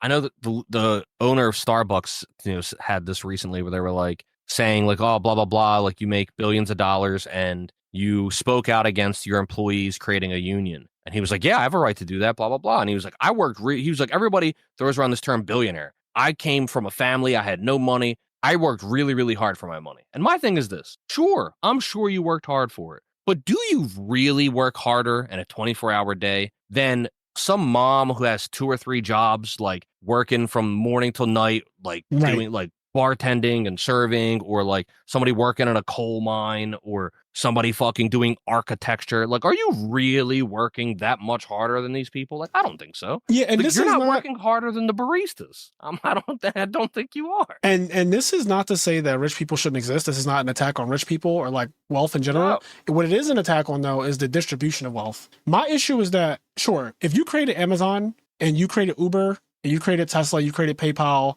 and you created all of these amazing things, Disney and Pixar and all these things, right? Apple. If you created these things, yes, I absolutely think that you deserve to live a very nice life. You deserve to be rich. You deserve to be rich. But the distribution of wealth, where basically the 1% has 99% of all the wealth in the country, is bullshit though. Like, it's crazy. Its distribution is so fucked that we should not have so many people became billionaires during COVID specifically. Like the amount of wealth that billionaires accumulated during COVID was disgusting. While everyone else was losing their job, struggling to pay bills, the billionaires got infinitely richer during that exact same period of time. And so it's just like, and they also the people who benefited the most from all of those loans and things like that. Like they benefited more. Get them. Yeah, that too. Like the tariffs, not to get too much on this, but like the tariffs that are on everybody, like coming from China, Apple's like immune to the tariffs. Like Apple's the one that needs that immunity the least. Like that immunity needs to go to like the mom and pops. Right. Like that immunity needs to go to the other people, the people that can't afford to pay the tax. Yeah. Apple can pay the fucking tariffs. Yeah, Apple can. But it's funny though, because my biggest problem is not even that. My problem is that most of these people didn't actually work hard. Yeah. Elon Musk didn't work hard for this. He just happened to buy his way into something that somebody else worked hard for, and he made himself the face of it. And that is the same. That way, this doesn't feel completely off topic. That's basically the same thing that happens here. The guy, Walton, he doesn't do anything. Yep. He just so happens to already have wealth, and he's able to exploit this other guy who is actually a genius, and he's able to use his money to exploit him to put himself at the top, at like the helm of the ship, and become a multi-million billionaire by exploiting somebody else. And he's only able to exploit that other people because he already has money. Yep. He's an idiot too. Walton is an idiot. So to summarize, Robert Daly is a genius. He creates this amazing like software, right, that the whole world loves. And it's essentially worth billions. But Walton, because Robert Daly has really poor self-esteem, just think about somebody that you know who just, they're smart, they have no self-esteem, so he gets taken advantage of. That's the natural, unfortunately, that's a natural thing that occurs in society. The person who has no self-esteem, but they're really smart, gets taken advantage of by the guy who is really cunning, right? This guy's really fucking cunning, and he takes advantage of him. He makes himself the face. Everyone thinks that he's the genius, he's the face or whatever. Robert Daly died in episode 1 because like he cloned these people and he was inside the video game or whatever on his private server. But the people that he cloned start to realize, like, what's up? They don't like it, and they take him out. Like, essentially, episode 1 is they end up taking him out. It's a long episode, and the girl, because there's this girl that's like his super fan. And then, like, she's cool with him, and then everybody in the office kind of gossips about him, and then, like, so she kind of slights him a little bit. It happens so fast, though. I'm like, damn, she could have resisted the gossip for, like, a little bit. Right. But she ends up slighting him a little bit. He gets super offended. He, like, steals her coffee cup, clones her into the game, and then all this stuff happens. He treats these people like shit. He tries to be like, hey, if you just play along, we'll all have fun in here, and you won't get treated like shit. But whenever they don't play along, he like beats the shit out of them. He does crazy shit. Anyway, the episode ends up being like this whole thing where they end up creating a plan to get out and to stop this. And she ends up like sending nudes of herself, like leaking her own nudes in order to like get crazy shit to happen in order so the real one can break in. All this shit happens. It makes things go crazy. It makes it so that they're able to break out of the private server, and they're trying to get onto the main server because there's like a New Year's Eve patch that's going to come out, or Christmas Eve patch, one of those two. And they're trying to like break into the main server. And then when they break into the main server, I think if I remember correctly, their goal is essentially to die, because they're like, we're just AI, we're artificial. We'll get on the main server, and then like the like what's the word I'm looking for? Like the firewall will detect us as like not being natural and just delete us. Right. What ends up actually happening is that they don't end up dying. They just kind of move over to the main server, and that's kind of where episode 2 picks up. So they're just all alive still. The clones these were real people that now they're cloned though. So the clones look like them. They have all their same ideologies and the way they act and stuff. They speak like them. But they are aware that they're not real per se. Yeah, but they're, for all intents and purposes, they're real. Because in this game, for example, there's a part where they're going on these missions and raids, and like the game's getting like heavily monetized by like the guy Walton. Yes, and like it's getting monetized to a crazy degree. The player base is like not happy about it, but that monetization is affecting these clones because it's making it harder and harder for them to live, because they're living in this universe. Yep. It's a universe, and they're it's living real to in. them. They can like and it's real to them. When players in the game get shot. Like, they get shot, they just, like, take damage. But when they get shot, they bleed. And this comes up where, like, they get shot, and somebody's like, why are you bleeding? Like, blood's not in this game. And so, people are confused, and then they like, steal their credits and, like, steal from them, and all this, stuff ends up happening. But they are living completely real life. They have a whole universe that, although in a video game, they are real in this video game universe. Like, they bleed and everything. One of the things that happens is they get into an altercation with another player, and all of the clones in this universe, they don't have gamer tags, but you're supposed to have a gamer tag. So when real people, like if I log into Monster Hunter right now, it's going to say whatever my name is, let's say Freeway. Kenny will see Freeway. But then imagine I come across somebody, they don't have a name, and when I like slash at them, they actually start bleeding. And I'm like, wait, this game doesn't have blood from the players. Like in Monster Hunter, no matter how much damage you take, your character does not fucking bleed. No. But I slash at Kenny in this game, and he literally starts bleeding, and then he takes a potion and he heals. But I'm like, why were you bleeding? That's not. And why do you not? What is your name? Like, what is your name? Where's your tag at? Like, why do you not have a tag? They get into an altercation with a player. Like Kenny said, that the player ends up damaging them and they're bleeding. And they're like, there's no blood in this game. Like, what the fuck is going on? Like, is this some kind of like hack? So they report. People start reporting, like, I came across these people. They were trying to rob me. And I shot them and they started bleeding. Like, it was really weird. There must be some kind of hack. We need to patch ASAP. Something's going on. They robbed me from my credits. And then people keep on complaining and complaining. It starts to escalate to the point where now it's becoming widespread in the media that the game has a major flaw, where there's like hackers. They think it's hackers that are like going in and stealing from the other players. But what's really happening is that the clones who are now existing in this world, they're doing that because in order to live, they just have to steal. They don't have a way. They need the. Yeah, they don't have a way of earning credits. They just don't. Like, they're not humans. They're not real. They can't do microtransactions. They don't have a job in real life to pay money to get the microtransactions. They just have to steal. Yep. They're space pirates. They've become space pirates. Yeah. And that's how they have to live. And it's really stressful. Between the first episode and the second episode, one of the girls dies. Yeah. She in real life, she's like a blonde woman. In the game, she's like a blue woman. But between the two episodes, she dies. Some other people die. Some people get fucked up. And then there's only like 2 of them that really go out on missions. And the rest of them stay home watching like the Real Housewives of Atlanta. And,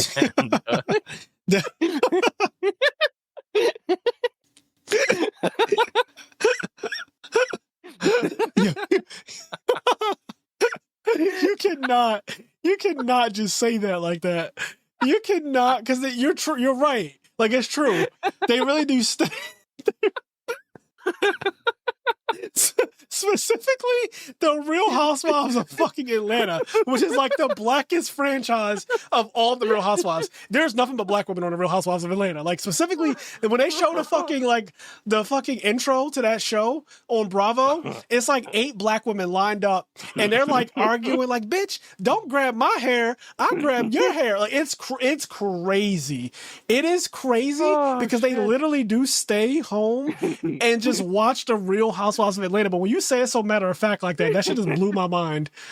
They really do watch that though. So 2 of them go out on actual missions and raids, and there's some, like, the one guy really wants to go out on the missions. He's like, oh, I'm so bored, and they're like keeping them away from it because it's like he's an idiot. Way more dangerous. Yes, he's a super idiot. It's way more dangerous than the other ones really realize. They're trying to keep it like low key. They're just trying to keep it low key because it's bad out there. Like, they get really close to death. And so they're like, listen, y'all just stay home and watch the Real Housewives of Atlanta. And that's their life. So the main takeaways from this episode, things that happen, are like, these clones are causing trouble for this billionaire company. And Walton, who's the CEO, he gets interviewed by the media, and the guy starts asking these really personal questions, and like it's really an interrogation more than an interview. Yep. He's like, you exploit people. What really happened with Robert Daly? We heard that he had illegal technology to create clones of people. Do you know anything about that? And like, Walton and me is like, oh shit, don't you dare bring up any of this shit.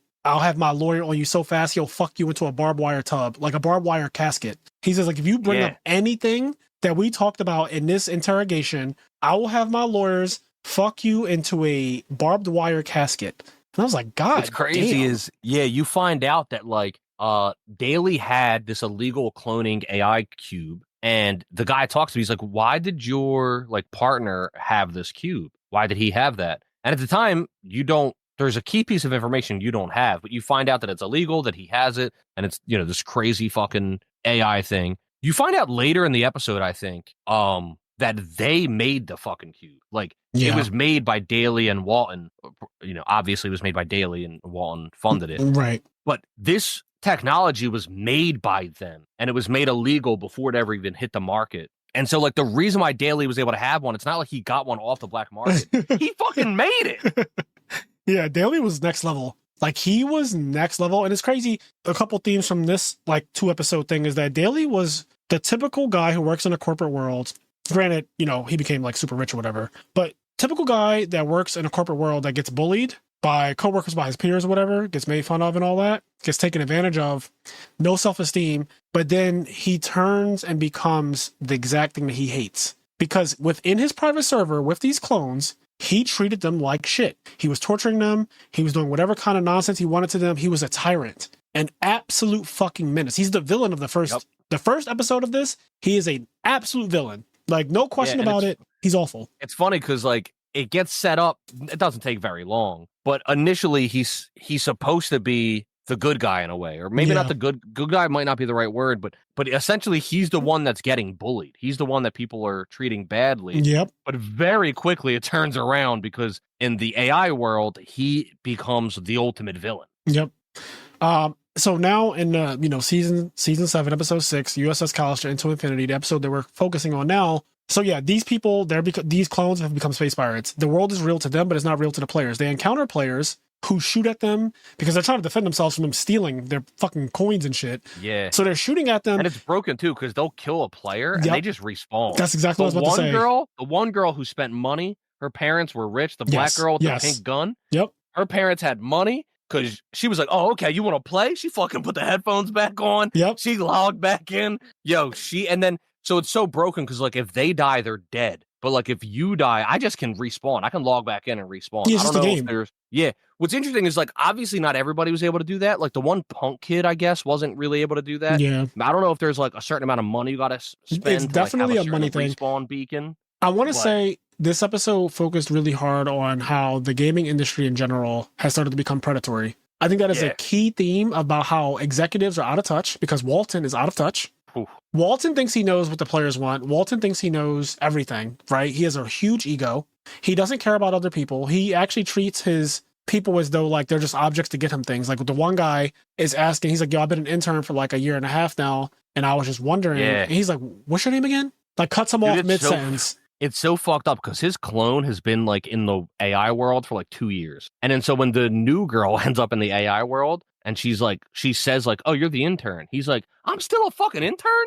Like, yeah, like, because he's like, no I've respect. been here for 2 years. Like, I'm still an intern out there. Are you kidding me? Yep. And the guy walks up in real life, like the real guy, he walks up to Walton, the CEO, and he's like, hey, I was just thinking if we could have a conversation about this. And then Walton cuts him off and says, yeah, whatever your name is, just go get me like a mocha latte with hold the sugar and that extra ice. And so the intern just like turns around sad and walks out and just gets this guy's fucking coffee. So he doesn't even see him as a person. He asked him his name, didn't even wait for the answer really. Like is one of those kind of things. Like he just sees him as a cog in a wheel, like a lot of executives tend to do in companies. Like, I don't care about you. You can be fired and replaced. So Walton is awful, but this episode really speaks to how predatory. I think about EA when they did that shit with the Star Wars game. Where, oh my God. If you guys don't remember this, maybe some of you do, but EA got fucking dragged through the mud years ago because they created the Star Wars game and like all it was microtransactions galore. The game itself that you bought for 60 or 70 bucks, you didn't really get much. To unlock characters, in theory, you could play the game and you do unlock like coins, rubies or whatever, but to go in the store and use those rubies that you get from naturally playing the game to buy something, for example, if you play for 100 hours, you'll accumulate, let's say 5,000 rubies. To buy Darth Vader costs 500,000 rubies. I'm going to repeat this. 5,000 rubies is what you get after 100 hours of gameplay. You need 500,000 rubies to buy Darth Vader. If you do the math, you can unlock Darth Vader by naturally playing the game for 32 years straight without ever doing anything else. Yep. Dude, this was so crazy. Because they were like, you can like play to unlock the characters. I was like, no, you fucking can't. Yeah, the internet ripped EA they were like, you would have to play this game literally every day, every waking moment that you have, without ever doing anything else, including eating, shitting, sleeping, anything. You have to play it every single day for 32 years straight to unlock Darth Vader by playing the game. That's so crazy. So they got dragged for that. And then like microtransactions in general have just been plaguing gaming. Like games are getting released that are not finished blatantly. Oh, yeah. And what's happening is the players are then, because we're basically all beta testers at that point, the players are then tasked with beta testing and paying for the content that should have just been in the game in the first place. Yeah, like Cyberpunk 2077 apparently right now is a really good game. But when it came out 5 or 6 years ago, blatantly an alpha. Like it was unplayable. It was a mess. There were so many glitches and issues and things not loading right. I'll never forget our friend Cheyenne, aka Majora. He was streaming the game, I think, and there's like sex scenes in the game. In one of the sex scenes, like during the sex scene, like a gun, like a like a machine gun, just like spawned in the sex scene. So he was like having sex with a gun. What and the then fuck? There was another time when like there was like a gay guy that you can like have sex with like random like prostitutes on the street, like kind of like GTA. Yeah. And it brings you to like a sex scene. So there was like a gay prostitute on the street that was like, hey, baby. And then Cheyenne like walked away from that guy. He walked like down the block. Like he's a whole block away. And then like this hot girl walked by. And then a chat box showed up saying, essentially, like, do you want to have sex? And then so he said yes, but he thought he was talking to the hot girl. The sex scene loads, and he's fucking the gay guy. The gay guy that he saw that's how like it happens. 5 minutes ago. That's how gay people are made. That's exactly how it goes. That's how it goes. That's literally how it goes. No one intended to be gay. Like, that's exactly what happened. You kind of, like, wanted to have sex with a girl, but then when you go to have sex with a girl, you blink, and it's a guy. It's a guy. Like, you just fucking blink one day, and it's like, oh, shit, that's a booty hole. And it's like, now you're just gay. Booty hole. And, like, once you do it, you can't, like, stop doing it, right? No so going that's back. pretty much what happened to me, so. Yeah, so this USS Callister episode is just, it definitely focuses on executives being out of touch, just in general, across the board, not even just in the gaming industry, but also in the gaming industry, how predatory it's become based on microtransactions. I think the biggest games nowadays are like Fortnite, microtransactions, Roblox, microtransactions. Roblox, the kids, it's cracked to children, but it's just the parents swiping their fucking wallets, swiping their credit cards over and over. That's all Roblox is. Just a bunch of microtransactions. Kids love it. It's fucking crack to them. And every game that comes out nowadays is just made with that in mind. Like, how do we maximize money? It's not upfront anymore. Yeah, that's why I respect games like God of War, like, for example, so much. Like God of War Ragnarok. It's so rare, or Elden Ring. Not that these are necessarily games that I put a bunch of time into, but it's becoming so much more rare for those games to exist. I think they're having a slight resurgence, but for a long time, I want to speak to that too. Yeah, for a long time, they were just being like pushed out of the industry by like online multiplayer, free to play games that are just like microtransaction hell. And it was really hard to get really good, solid single player games that you paid the price on the sticker and you got to play this amazing experience. Once again, they're having a resurgence, but it took a while for us to get back to this place. I want to say a couple things about this. So you're definitely right. There was a period where if the game wasn't microtransaction hell, then it just wasn't finished. And what I mean by that is games like Final Fantasy 15 were just released as basically unfinished games because you can't really compete with the microtransaction games from a revenue standpoint. They're always going to win in that because people are just cashing in on them. Gacha games, stuff like that. So what was happening, in order to just like get games out, instead of continuing to develop them until they're finished, they would just fucking release them as is, like Final Fantasy 15, which was unfinished when I bought it. When I bought Final Fantasy 15, which was day one, it was not finished. Literally, there are parts of the storyline, like cutscenes and shit, that are missing from the original. If you look at the original patch, whatever the original release was, version, whatever, of Final Fantasy 15, because I played day one, that version was unfinished. And I mean, severely unfinished, to the point where certain things didn't make sense as you progress. Like, you would just have a character die. This actually does happen. A character just like dies, but the cutscene that it happens in, and like what you did right before it, just don't make sense. It just didn't make sense. Like, it was like, wait, what? How did we get here? What happened? I'm so confused. And to come to find out, I was like, oh, we're going to include parts to fill in the storyline later. Like, that actually was a thing that was like, you can look this up. Like, Final Fantasy 15 was it was such a fucking nightmare when it came out.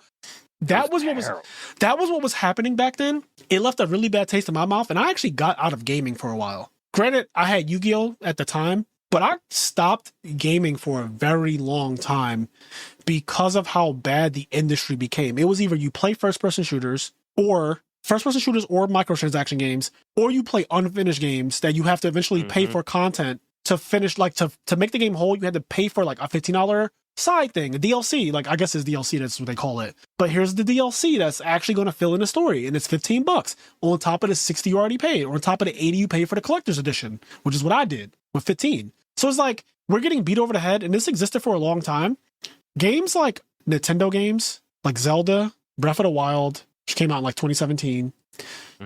Real games started to come out. God of War 2018, that Spider-Man game 2018, Monster Hunter World. We started to get a resurgence in 2018, 2017. We started to get a resurgence of actual complete whole games that were not only like whole games, they were good fucking games. Yep. Like, if you think about Game of the Year from 2017 and the next 5 years after, it's like Breath of the Wild, then it's God of War 2018, and it just like keeps going. And the game, Red Dead Redemption, and the games that are also even nominated for Game of the Year were amazing games. Also really, really good games. They were really, like, they made a resurgence, and I'm looking at right now in 2025, so we're now 7 years after 2018. So you have like God of War Ragnarok in the past now. That game was amazing. It was nominated for Game of the Year. You have Breath of the Wild Part 2, Tears of the Kingdom, nominated for Game of the Year. You have Elden Ring.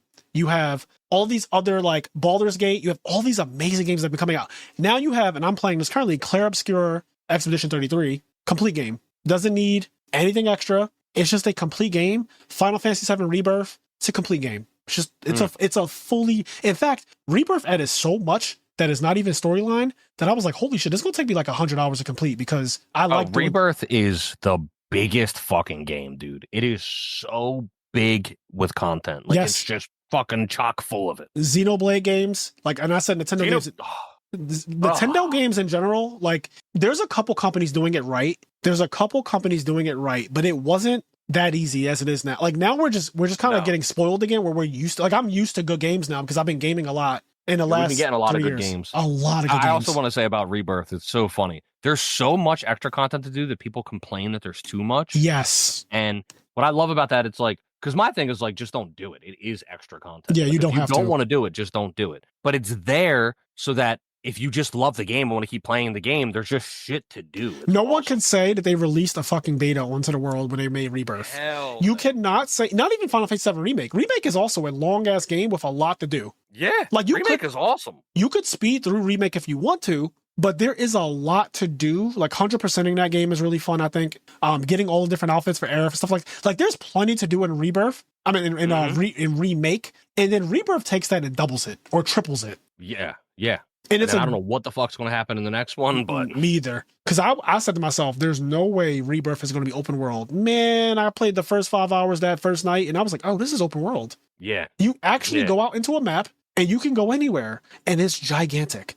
It's fucking gigantic. And I'm in, was it Casa del Sol or whatever it's called? I always forget the name of this place. I'm in Casa del Sol where I stopped playing. I want to pick that game up eventually again. But I'm in Casa del Sol. Monster Hunter came out, which derailed me. And I've been playing like other games like Last of Us, and now I'm playing Clair Obscur and like, Yu-Gi-Oh! Content and stuff like that. I'm going to get back to Rebirth, but Rebirth is so big and it's such a full game. And like, honestly, between like the last 5 games I played, which are God of War Ragnarok, Rebirth, Clair Obscur, The Last of Us, every game that I've been playing has been fucking amazing lately. just phenomenal. I've been game, on a hell of a run. Ocarina of Time, like I've been on a crazy run of just all games that could have been Game of the Year. And like people are saying Clair Obscur is going to be Game of the Year, which I also agree with without even knowing the other category. Like the other nominees, if Clair Obscur doesn't win, I think we should riot. It is so good. It is so complete. It doesn't need anything extra, even though it does have extra stuff that I think you can like add to it, but it doesn't need anything. It's just a complete story, complete game,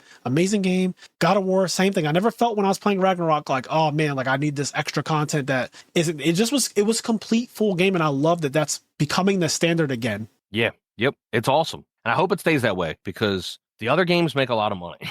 They really do though. That's the allure. Fortnite, Roblox, they are raking it in. Every time they release a new skin, like my one friend posts on his story all the time, and he just plays as every new character. So he's spending that $5.99 or what, I don't even know what it costs, but whatever it costs to get the new skins, he's Ariana Grande one week. The next week he was Nicki Minaj. Then he became Goku. Then he was Naruto. Then he was back to Ariana Grande in the Christmas costume. And I was just like, oh, okay. How much money did you spend in the last like 6 months on this game? He's like, oh, we don't want to talk about that. We don't talk about that. You know what I'm hoping though, and maybe this is what's happening. Obviously, there's a bunch of other games that end up being successful with that model. What I'm hoping is that, because ultimately what happens though is none of them outlive Fortnite. None of them like they don't like all of the other shooting games that try to be Fortnite. Yeah, like Fortnite, like they get a pop. They do really good for a couple months, maybe a year. Then they have like a core player base, but they're never Fortnite, right? Hopefully, what people are realizing is, hey, we cannot fucking compete with Fortnite because Fortnite never. Because the idea is like, oh, it's a never-ending game that keeps making money. I want to make my never-ending money-making game. But you're not going to make that game because everybody's going to go back to playing Fortnite. Yep. So hopefully what people are realizing is, okay, that we tried doing that for the last 10 years. It didn't work. Yep. What we have to do is go back to just making a really, really good game that people aren't going to play forever, but they'll buy it. And that's how we'll make money. They'll buy a game. Because the good thing about FF7 Rebirth is as amazing as it is, as long as it is, eventually you beat it. And then you need to play another game. Yep. It's I not beat like Last of Fortnite Us. where it lives forever. I beat Last of Us. I moved on to Clair Obscur the same night. And like, there's nothing wrong with that. Last of Us is an amazing game. It deserves to be played. It deserves to be bought and all that good stuff. But like, you play it, it's a 20-hour game. And then they do have DLC that you can, add to it that, left behind. And maybe one day I'll go back to do that, but I don't need to do that. To have the full story, to have the full game, I don't need to play the DLC. It's nice to play the DLC. It's cool to play it, and you absolutely can play it and probably should play it, but you don't need to have the game that you purchased be full and complete. And that's what I really like. Whereas, again, Final Fantasy 15, I had to pay for DLC to complete, like to make a complete storyline. Yeah, that's so crazy. But yeah, all of this is on the topic of CEOs being pieces of shit. Which is what our boy Walton is. Walton is a piece of shit. And at one point, Walton gets like put into, he infiltrates the game itself to try to stop the fucking clones. Like he wants to go in and take out because the clones are basically, they're threatening the livelihood of his $1 billion company. So his solution is, I don't want it to come out how much of a problem this is. I kind of want it to be swept under the rug, right? Like typical CEO shit, typical executive shit. He wants to do it in a way that is like unknown to anyone. So he's secretly calling people into his office like, yo, can you help me with this? And they're like, yeah, I can help you. He's like, he doesn't know shit. He doesn't know how to fucking do anything. He's like, yo, the person's like, I need security clearance for this level, but it needs to be at the exact same level that Robert Daly had, who Robert Daly was the second most powerful person in the entire company. And this girl's like, I'm going to need his security clearance level. And he's just like, yeah, you got it. Like whatever you need, whatever else you need. You need $1 million, like whatever it takes, I will give it to you. Just make it go away. Eventually, he decides to fucking upload himself into the fucking game. Yep. And when I tell you, Kenny, because he gets like blasted away into another universe, essentially, right? Like, doesn't he get like, they like deal with him in some kind of way where he ends up on a planet stranded, like on some Castaway shit. Well, so two things happen. In episode 1, the clone version of him eventually kind of becomes a good guy, and because of all the stuff and so he sacrifices himself in order for them to like fulfill the mission in episode 1, and so they think he's dead. He really ends up on a planet. He ends up on a planet, and he's like, the clone version of him is like cast away on a planet. He ends up like fucking a rock. They found like his rock. So like, let me interject here, that he fucked. Because when I said somebody was acting a white fucking fool, when I tell you somebody acted a white fucking fool, I mean acted an entire fool. The first scene with him on this planet was the camera like looking out on a beach. You see a guy who has on a loincloth run past with his fucking nuts dangling. His fucking runs past with no underwear. He has a loincloth on. He's dirty, has like long hair, like a fucking nasty mat of hair. Just a nasty old dirty Tarzan in the jungle mat of hair. And he has a fucking spear, and he looks all pretty, like a fucking spear, and he's acting ridiculous. And the fucking clones go to recruit him or whatever. So they arrive, and they're like, yo, it's you. You can help us. And he's like, like just acting a fucking absolute white fool, bro. And eventually, he just stops doing that. He's like, oh my God, thank God you found me. When I tell you, I fucking lost it. I was like, wait, what was all of that fucking, like beating on his fucking chest and spear chucking and shit. He had on a fucking loincloth with his literal nuts are hanging down in the fucking loincloth. And he's like running around this beach, just doing, they find him with a rock with a face drawn on it, like fucking Plank from Ed, Edd n Eddy. But he's been fucking the rock because it has a hole in the back, like a fucking, it's hollowed out in the back, bro. He was acting an absolute white fool in this episode. I could not forgive that shit. I was like, no, I gotta turn to them. Oh my God, that is awesome. Yeah, so all of that happened. And then the real version of him, while trying to do all of this stuff, he loads into the game, and he doesn't even know how to load into his own game. He has to get someone to teach him how to load into the game. He loads into the game with the new girl. They both load into the game. They're doing some stuff. They find out the new girl ends up finding her clone. She wants to like empathize with them and like try to figure out how to make this work. And then the real guy, the CEO, he ends up just trying to like start killing them. Like he just wants to fucking kill them. Yep. End up killing him. He logs out. He just logs back in. And they have like this whole thing where they're like fighting against them, and he's like trying to kill them, and he's getting things to go wrong. Yeah, he invited every other player in the game who are like, real people.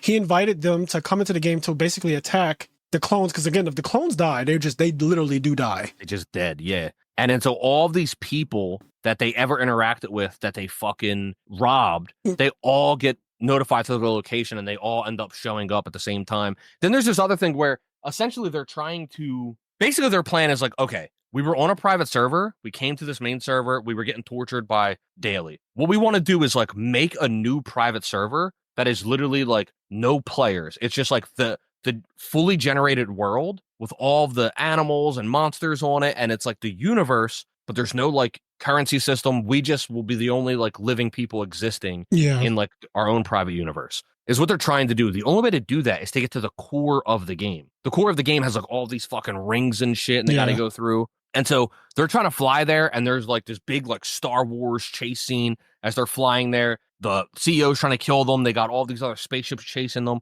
It's this huge thing. They end up getting inside, and it kind of in one of the flashbacks, you see how they meet the CEO and Daly and how they just like meet in this garage. Yep. So when they get into, I think that's the Microsoft story again. Bill Gates' garage or whatever. Yeah. People talk about that all. Like, I also think Amazon was started in a garage, if I'm not mistaken. But I think specifically Microsoft was started in like a garage. Go ahead. Yeah. So they end up in like the core of the world, and they're there. And Robert Daly's there.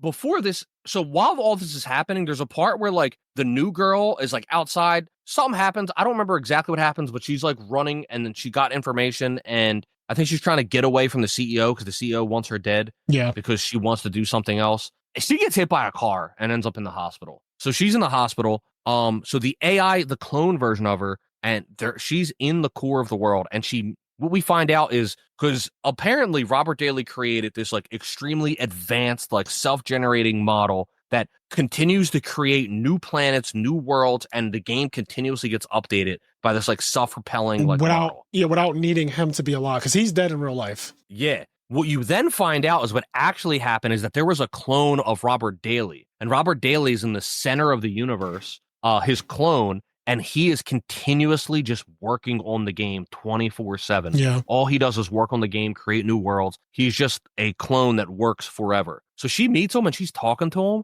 And this is where I thought you were talking about the Great White Fool thing, because they're having a back and forth. They're talking, and she knows the real Robert Daly. She knows how dark and sinister he can get. Now, this one's still kind of innocent. And so they're doing all this stuff. And then he's able to create a new universe for her. And he does like a couple tricks or whatever, blah, blah, blah. But he's able to create a new universe. She's able to go if she just like presses this button. And he's like, all right, yeah, like you can go. And then he's like, I just made like a copy of you guys or whatever. Like I made a copy of you. Right. She wanted to be cut. She wanted to be cut and pasted. So the clone's goal was to get specifically cut and pasted, which means we don't exist here anymore. We only exist in this new server that you created for us. Thank you for doing that. We're going to go now. If you don't mind, we're just going to creep out and not cause a scene.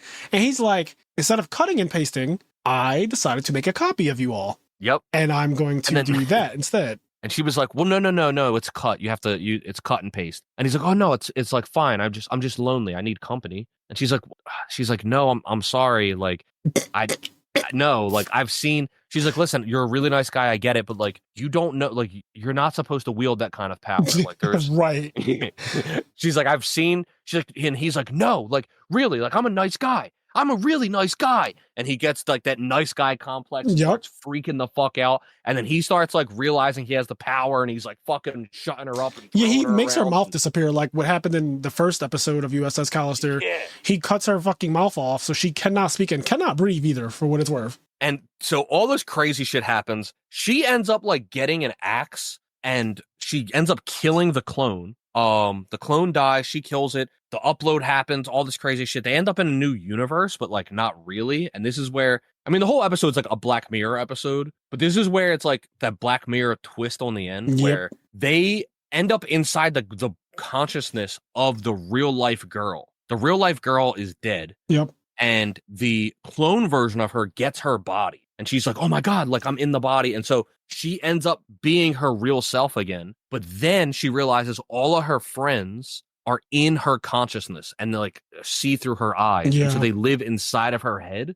And so like she talks to them and like what they have a back and forth and shit, they force her to watch the Real Housewives of Atlanta. Yeah, that's wild. And like everything that she does, every intimate moment she has, like she goes to take a shit or something, like they're there for that. Yeah, they're there. Like when she goes to the bathroom, they're like, all right, we're gonna close our eyes, like we're not looking. And then I think she's supposed to be trying to figure out a way to get them out. Like, yeah. But it's a crazy fucking 3 hours. It's amazing though. It's really good TV. So much that happens. Yeah, I love Robert Daly's character. I also love his actor. That guy, I think his name is Jesse Pymans.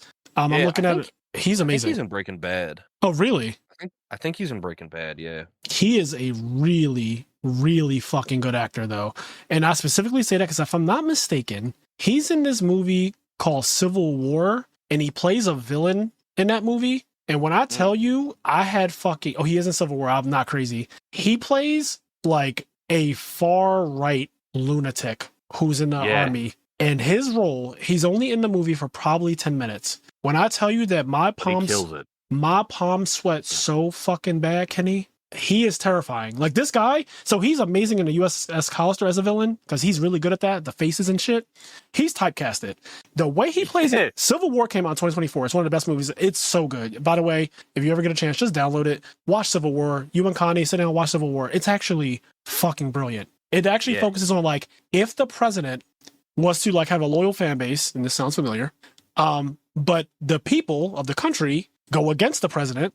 And so now you literally have a civil war in the United States between the president and his side and the other side. And literally the military is being used on civilians. It's being used on cities. It's being used on people who are the opposition. And that's the storyline. It follows a photographer. And so like the photographers, they wear like a vest that says like their media, right? So they're not supposed to be shot at. They're not supposed to be bombed. They're not supposed to be killed. They are supposed to be like, they are here to track history and to be on the ground level of what's happening and also get photographs. No one is supposed to attack them. And the movie is just like, that is, and they get into these, they show like Afghanistan, Iraq. They show like how this photographer has been through all these different tours and how she survived through all of it and how she's made it through. She's very famous. It follows her and an aspiring photographer, this younger girl. When I tell you it is fucking brilliant. It's not a long movie. It's like an hour and 20 minutes. It's nice. It's quick, but the concept of it, where the president is actually at war with his own country, is so amazing. Specifically, though, the guy again who plays in this Black Mirror episode as Robert Daly, his name is Jesse Pymons. He 10 minutes in, I want to say Oscar nominated for Best Supporting Actor. It is terrifying when he's on camera. I'm like reacting to it right now. My palms sweat so bad from him being on camera, bro. The things that come out of his mouth and the way he behaves is so terrifying. Like a fucking absolute devout follower of the president. Terrifying. Yeah, he's amazing. He's an amazing actor. So I was happy to see him back in this, and I hope that he gets more roles. He kind of reminds me of that Mission Impossible 3 villain, Philip Seymour Hoffman. Yeah. He carries that same exact energy that when he's on camera, he just makes you feel anxiety for everyone around him. Like you don't know who's about to die, who's about to get like, it's that exact same feeling of like, I'm going to kill her. I'm going to kill her right in front of you. And there's nothing you can do about it. You're fucking chained up there right there. I know you want to kill me, but you can't do a single thing. Can you? Just like talking to you crazy. He's just like, oh, it's so good. Yeah, this was a great episode. Lots of different issues that they tackled in this episode. And, I think there might be a part 3. I've been hearing rumors that there's a part 3 that may be happening. That'd be cool. We'll see. That'd be really cool. Yeah. I wouldn't mind. And then last but not least is episode 4, which I thought was the Cheyenne episode. And what I mean by that is... Why? Because the guy looks like Cheyenne? The main character is just Cheyenne, bro. He's just Majora plays games. Like, the guy, everything about him just gave me Cheyenne. I could not unsee it. Like, and it was weird is that it starts off with this old dude who goes into a liquor store and he steals liquor. He gets arrested. They bring him in. They raid his house. And then they find, like, a suitcase with a dismembered body. And they're like, oh, you murdered someone, but we can't tell who it is because you fucking just destroyed the body so bad that we can't identify this person. Tell us who you murdered. Tell us why you did it. So the FBI or CIA or whoever, they're interrogating him and they're trying to figure out why this old dude who looks like he's a homeless guy, honestly. But when they raid his house, he has like a room with all these computers in it and shit, like really weird shit, like piss bottles and computers everywhere. It's a really weird dude. And he has really long, dirty hair. Looks like he came out of a swamp. And they're asking him questions and he's talking all strange, like really weird, just like kind of like Cheyenne, just like saying things that are just nonsensical, just all over the place. Like they're asking him direct yes or no questions. And he's like, it's really about the vibes though. Like if the vibes are off, then like we really can't do much. And that's the thing with humans. Like when the vibes don't align and the chakras are like when Mercury's in Gatorade and, the Capricorns are Capri Suns, it's just really hard for the tidal waves to go with the moon, man. Like he's just talking fucking crazy. And the FBI, they're just like, no, you need to tell us what the fuck you did. Yeah, he's a wild boy. And then so they're interrogating him. They just want to solve this murder. And then he is just like explain to them this whole history of what happened. And they're like, we don't fucking care. Like, we just want to know like who it is. We want to solve this murder. And he's going through this whole story and we kind of see like his backstory as he like explains it to the FBI. And in short, he gets to try this game. That's not really a game. It is these little like it's a computer program with these little creatures in it. And the creatures apparently are actually alive. Yeah. It's the first consciousness. It's the first digital life form ever created. Like it is a digital life form. It's not a game. The things that are inside of it they're sentient. So they know that, like, they are aware that they're alive. They can reproduce if they choose to. They can live their own lives with or without you playing. Like, you don't need to be a part of it. It would be like if Animal Crossing, if you just left it alone for 20 years and when you came back to it, they built an entire civilization. The graphics are now in 60K and like, cause it's like 50 years later or whatever. And they're just living in a completely different society. They have nukes and shit. Like, they have a militaristic government, but then they also have like another island where it would be like that. Like, they have their own individual life, and it's not some bullshit that's like, oh, it only is alive when you're playing it, or they only do what you say. Like, no, they're completely living inside of this world, independent of you. Yeah. And he talks about how like humans have so much hubris and all this other stuff because like he's like does things and he hangs out with them and he plays with them and they're so nice and cool, but then like one day his friend's over that gives him acid and he goes to work and his friend just thinks it's a game and he starts like killing them. He starts dropping boulders on them and lighting them on fire because like he can control the game system. So he like murders a bunch of them. The guy comes home, he ends up murdering the friend, and the camera's on, and so the creatures in the game watch, like, they all just got like murdered. They watched a bunch of their kin get murdered, and then they watch him murder. And then so like he says something along the lines of like, we introduced violence to them. Like, they didn't know what violence was, and like we introduced violence to them. Basically, there's this montage of him going through all these generations, and you see him get like a PS2 and an N64 and a GameCube and a PS3, and he uses like the computer components of all these things to continuously upgrade this computer that he has hooked up to it. Essentially, it's a digital life form. He continues to give it more processing power so it can continue to evolve. And then, like, basically by the end of the episode, he's like, oh, like, why do you guys think you caught me now? Like, I got caught on purpose. I wanted to be here. And he does this thing where essentially he lets, like, the digital life form, like, take the world. It, like, it, like, gets into the FBI computer and...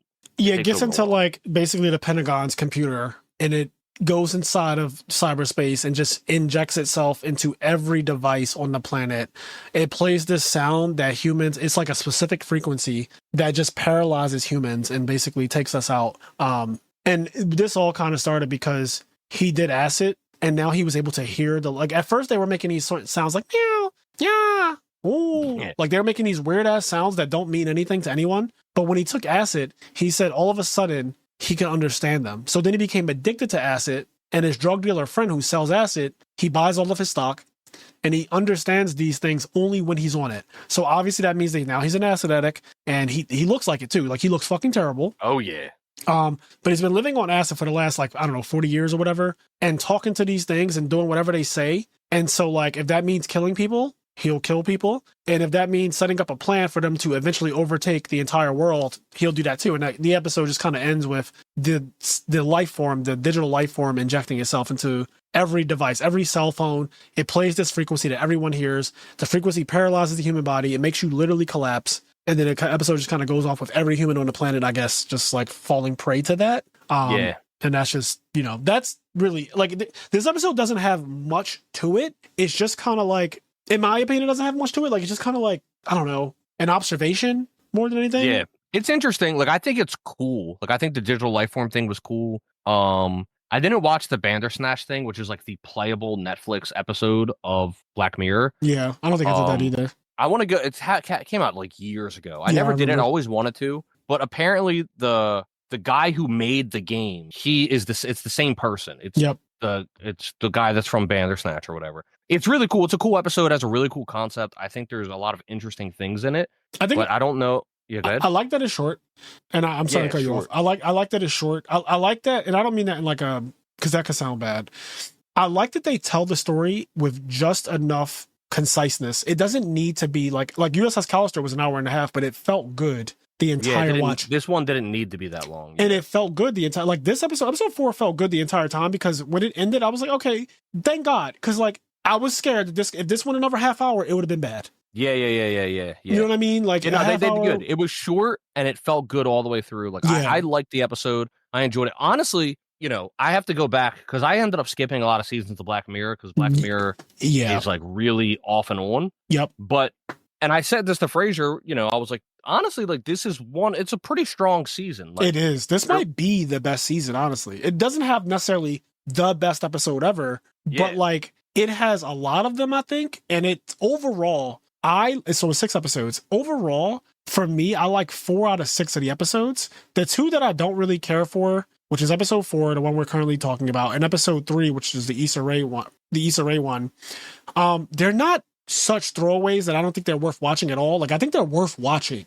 Yeah, they're not like they're definitely not offensively bad. Right. The problem with every Black Mirror season is there is at least one episode that is offensively That bad. werewolf one last Bro, season was egregious. yeah, it's like, bro, why do I even watch this show? Like, you watch all these great, amazing episodes, and then you see that episode, and you're like, am I an idiot? Like, why am I watching this stupid fucking show? Yeah, no, 100%. There's always an episode that makes you feel that way. But this season, I really don't feel like there was an episode that made me feel like an idiot. I was like, every episode was at least watchable. Like, there was no episode that was just abhorrent. Yeah, I'm with you 100%. This season overall probably has the best track record. I think Eulogy is amazing. I think the first episode, Simple People, whatever it was called, like with the having to upgrade over and over and get the premium plan and all that shit with the nonchalant lady, that episode was amazing. Yeah, episode 2, same thing. Like, yeah, this season overall, Eulogy, which we spent like literally an hour talking about just Eulogy because I think that episode is like so fire,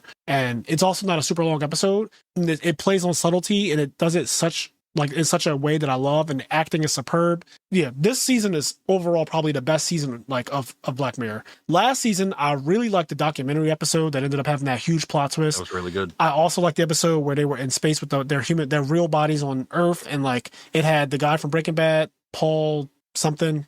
It had him in it, the guy from Breaking Bad, the partner of Bryan Cranston. Yeah. It had him in it, and like that episode, hour and a half, amazing episode. Like fucking amazing episode. And then you get werewolf. Yeah, then you get the werewolf one. I was like, well, I just didn't watch any more of that season. I almost feel bad. I kind of want to, because I still have it on my computer. I looked in my folder.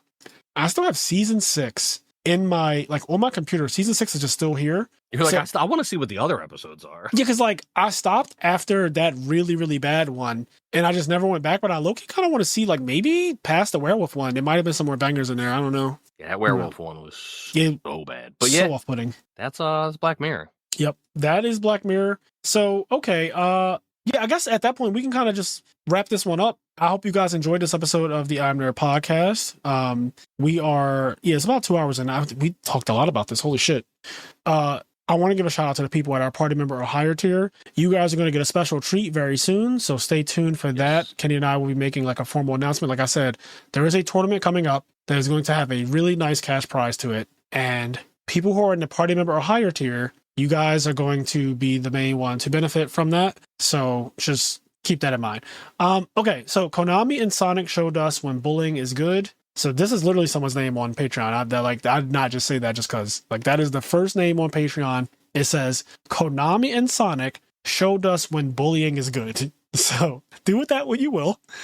Nova Leo, Stand Ready for My Arrival Worm, Xavier Swift, This Ain't God, This is Stanley Earl, The Sultan of Slot, The Sung Jin Woo of Yu-Gi-Oh!, Andre Reynolds, Vincenzo, Dallas Bailey, KJ, How Much Meter You Got, Sarah Maria, Alex Ahern, FT Campa, Traveler of the Burning Abyss, Gores in My Prison Pocket, Sugal Vicky Venomon, Elijah Barfault, Tyler Tadeo, Volvi the Mega Monarch, Time for a Swim, Janitor 215, Thomas Rue, Joshua Carroll, Eric Chai, Brian Moore, This Ain't God, This is City Councilman Eric Mays, Mike and John, and then we have Tim Bailey's Glazed Smooth Butt, Majin Labubu, B-Dog23, Bar D. Hershey, Impoister, Tyler Frasher, Sasha Egger, Daniel Anderson, Deroa, Chicken Toaster Strudel, Jordan Eastman, Robert Light, Clanger, Harsh Kumar, AC19, Gregory Kalmarang, That Time Wizard Backpedal, though, Mike and John, Frago, Anthony Japov, Michael Zhang, Tyler, Chris Louie, Bob Cuddy, Luis Juarez, The Hopeless One, and Nicholas Cook. Again, thank you guys so much. We appreciate every single one of you. And again, for the people, so everyone whose name we just read out, all 60 of you, for the people at the party member or higher tier, you are going to be very pleased with what we're doing with the next Yu-Gi-Oh! Tournament that will have a nice cash prize to it, like pretty good amount of money. And it's going to be completely free to you guys. So don't worry about that. But yeah, that's something that's coming up. We're going to like hash out all the details and just like make a formal announcement soon. And then that tournament will happen like probably within a month and a half after the announcement. We just have to, my only concern, because Kenny and I really do have the details of how we're going to do this already mapped out, is more so picking a weekend where there's not another tournament either that same weekend, or there's not one that literally just happened so people are kind of burnt out or whatever. I want it to be, Yeah. On a good weekend where people can play. I want everyone to be able to play, especially if you're in the party member or higher tier. I want all of you guys to be able to play if you so choose. I want you guys to have a shot to actually like win this money. So that's kind of how I'm going about it. So we're just trying to figure out like when is a good time to do it, because right now, next month in July, there's quote unquote nationals, but really what that is the RBET now, since Konami just isn't doing Ultimate Time Wizard. So that weekend where nationals is happening, I know that weekend's already blocked off because everyone's going to be at nationals. Everybody's going to be at the RBET. Yep. That following week, maybe it makes sense to do it that very next week. I don't know. Maybe people want to take a break after nationals, just like have a week off to not just go like back to back like Yu-Gi-Oh took up my whole weekend. Probably want to give people at least a weekend of just like brevity and then pick it up. But I have to also make sure it doesn't conflict with like maybe Format Library has something scheduled. You know what I mean? So there's also a Deck Devastators tournament that just got announced literally this week. Deck Devastators, which there hasn't been one all year. They just announced Deck Devastators 9, I think it is. And that is happening on July 20th. So that's like Nationals is happening July, I think 11th. I'm pretty sure this is like the week after National, or July 19th actually. So this is the week after Nationals. So it's going Nationals, Deck Devastators, back to back. I do not want to be the next weekend after that put the IMNerd tournament. I kind of want to give you guys at least like a week off to just, to breathe. So that's kind of my mindset. This tournament will likely happen in the beginning of August. That's kind of where I'm leaning, just looking at the schedule, just saying it out loud now. It's giving like beginning of August because I want to give everybody enough time to like get situated, figure out what they want to play, all that good stuff. It's going to be regular Edison, by the way. I'm not doing any special rules, and the reason for that is I think right now more than ever, Edison needs solidarity. Like real Edison needs solidarity. And I'm not trying to like segment anything even more than Konami has already caused like this ripple effect of people like, oh, like what about the errata version? What about the advanced Edison? I don't want to really do any special rules. I just kind of want to show that we love Edison as it is. So the tournament will just be regular Edison, and more details to come soon. Again, thank you guys so much for your support. And like I always say, do the things that make you happy, including enjoying Black Mirror. The show is actually phenomenal. If you listen to this episode, you've never seen Black Mirror, you could actually start with any episode and any season because it's not following like a specific storyline. The episodes are all independent of each other, except for the first time, this episode 6 that they just did is a direct sequel, but that's the first time they've ever done a direct sequel of an episode. They don't ever do that. You can literally watch any episodes of Black Mirror and they're just their own individual stories, which is really, really cool. Anyways, we'll catch you in the next one, guys. Peace.